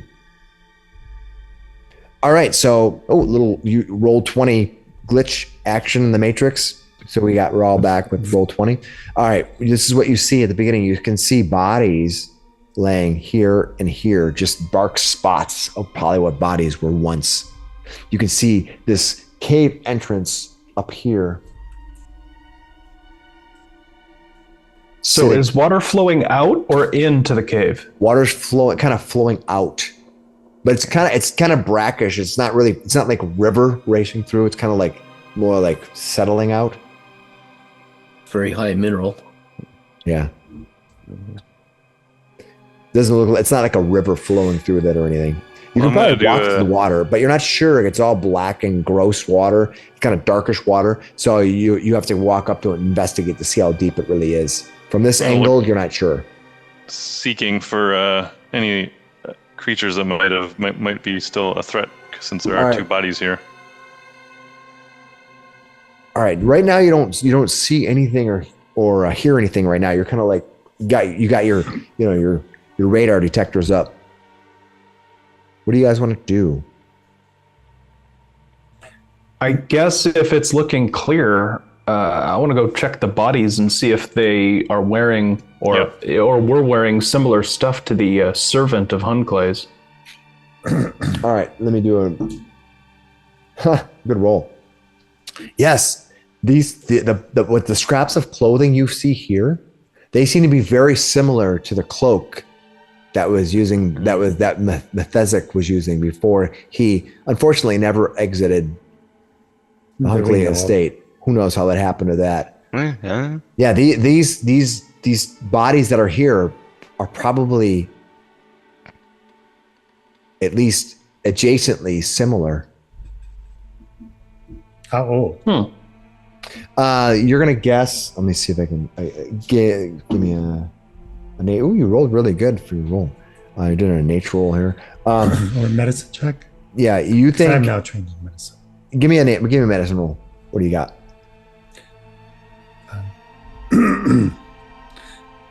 Go gadget. All right. Slick Willy. All right, you're not sure. Not sure. I could take a look. Go ahead. Take a look. Let me use my intelligence as a as a chirurgeon and use my crazy crafting intelligence for the medicine roll. Nice. All right. You look at these 17? bodies, and they look like the remnants of what's here. And looking at it, it's probably maybe a couple weeks old, maybe. You know, they could be anywhere between. They're not a month old for sure, but they're also not. They're older than a week. Could be Hunclay's servants. I don't know when exactly, but they're not like ancient. They're not like the pit. No. There's still like meat parts on it, but they look like they've been like a lot of pieces have been ripped apart. These That look timing very roughly lines similar. up. They look very similar to what happened to Brannick's remains. Damn. And this wolf. was in place before you put Brannick out in the woods, and I was like, well, There you go. there you go. It tracks. Yeah, timeline roughly lines up with when Hunkley died, so maybe they were supposed to meet him here. Maybe. What do you guys want to do? I'm gonna go shine my lantern towards the opening of the cave here, All right. which should give me a little more dim light, not a lot more. As you push out to look into the depths, you can see that this cave reaches and opens up into something a little bigger, but not exactly revealing from your location. It looks like it winds down a little bit. Curves to the left, everyone. All right. You look down. The water here looks like, if you investigate the water, it looks like it's probably 2 to 3 feet deep, meaning that some of the smaller creatures might have difficulty. I don't know about this. And as you stand here looking out looking down this Shadwick, you can see the water is gently flowing out. It's probably not. You can hear in the distance, maybe like a bubbling waterfall of some sort, but it's very faint. It's probably not rushing down, but maybe like flowing over rock. You know, just you can kind of hear the water churning a little bit, but you're not seeing much in the way of flow coming out of this. What you do, however, hear is in the near distance the howl of wolves. And there's Yay! Oh boy. Wolf cave. Did you guys hear that? We're gonna get eaten. all right. Well, it was a nice comeback after I had a little break from the little 4th of July break for everybody. We had some good times chilling out. Hopefully everyone had some good barbecue. All right. We'll see everybody next week. We're going to find out what happens at Hunkley's cave. I'm gonna get those organs. Fire them right back out of the wolf. pellet. Yeah, maybe you can get some wolf balls. All right. Love it. We had fun getting reintroduced to Cameron's character. When we have nights where we get introduced to characters, get a little bit, I try not to make it just like slam, here's the character, but I also try to get it there. It just takes a little bit of time to do. And That's cool. Yeah. yeah. So all right. So we'll next week we're gonna really hit it with Hunkley's cave, and we're gonna go from there. And I wonder what mysteries are inside. What's his secret? So let's find out. We're going to get back in the manor. There will be threats to neutralize, I'm sure. All right. Well, you guys have a good night. Have a good remaining. If you guys are still chilling out, if you took a week off and you're probably still having a fourth week. Yeah. Back to work tomorrow. Most of us are going back to work. Have a good night. See ya. Good night, Bye y'all. for now. Bye.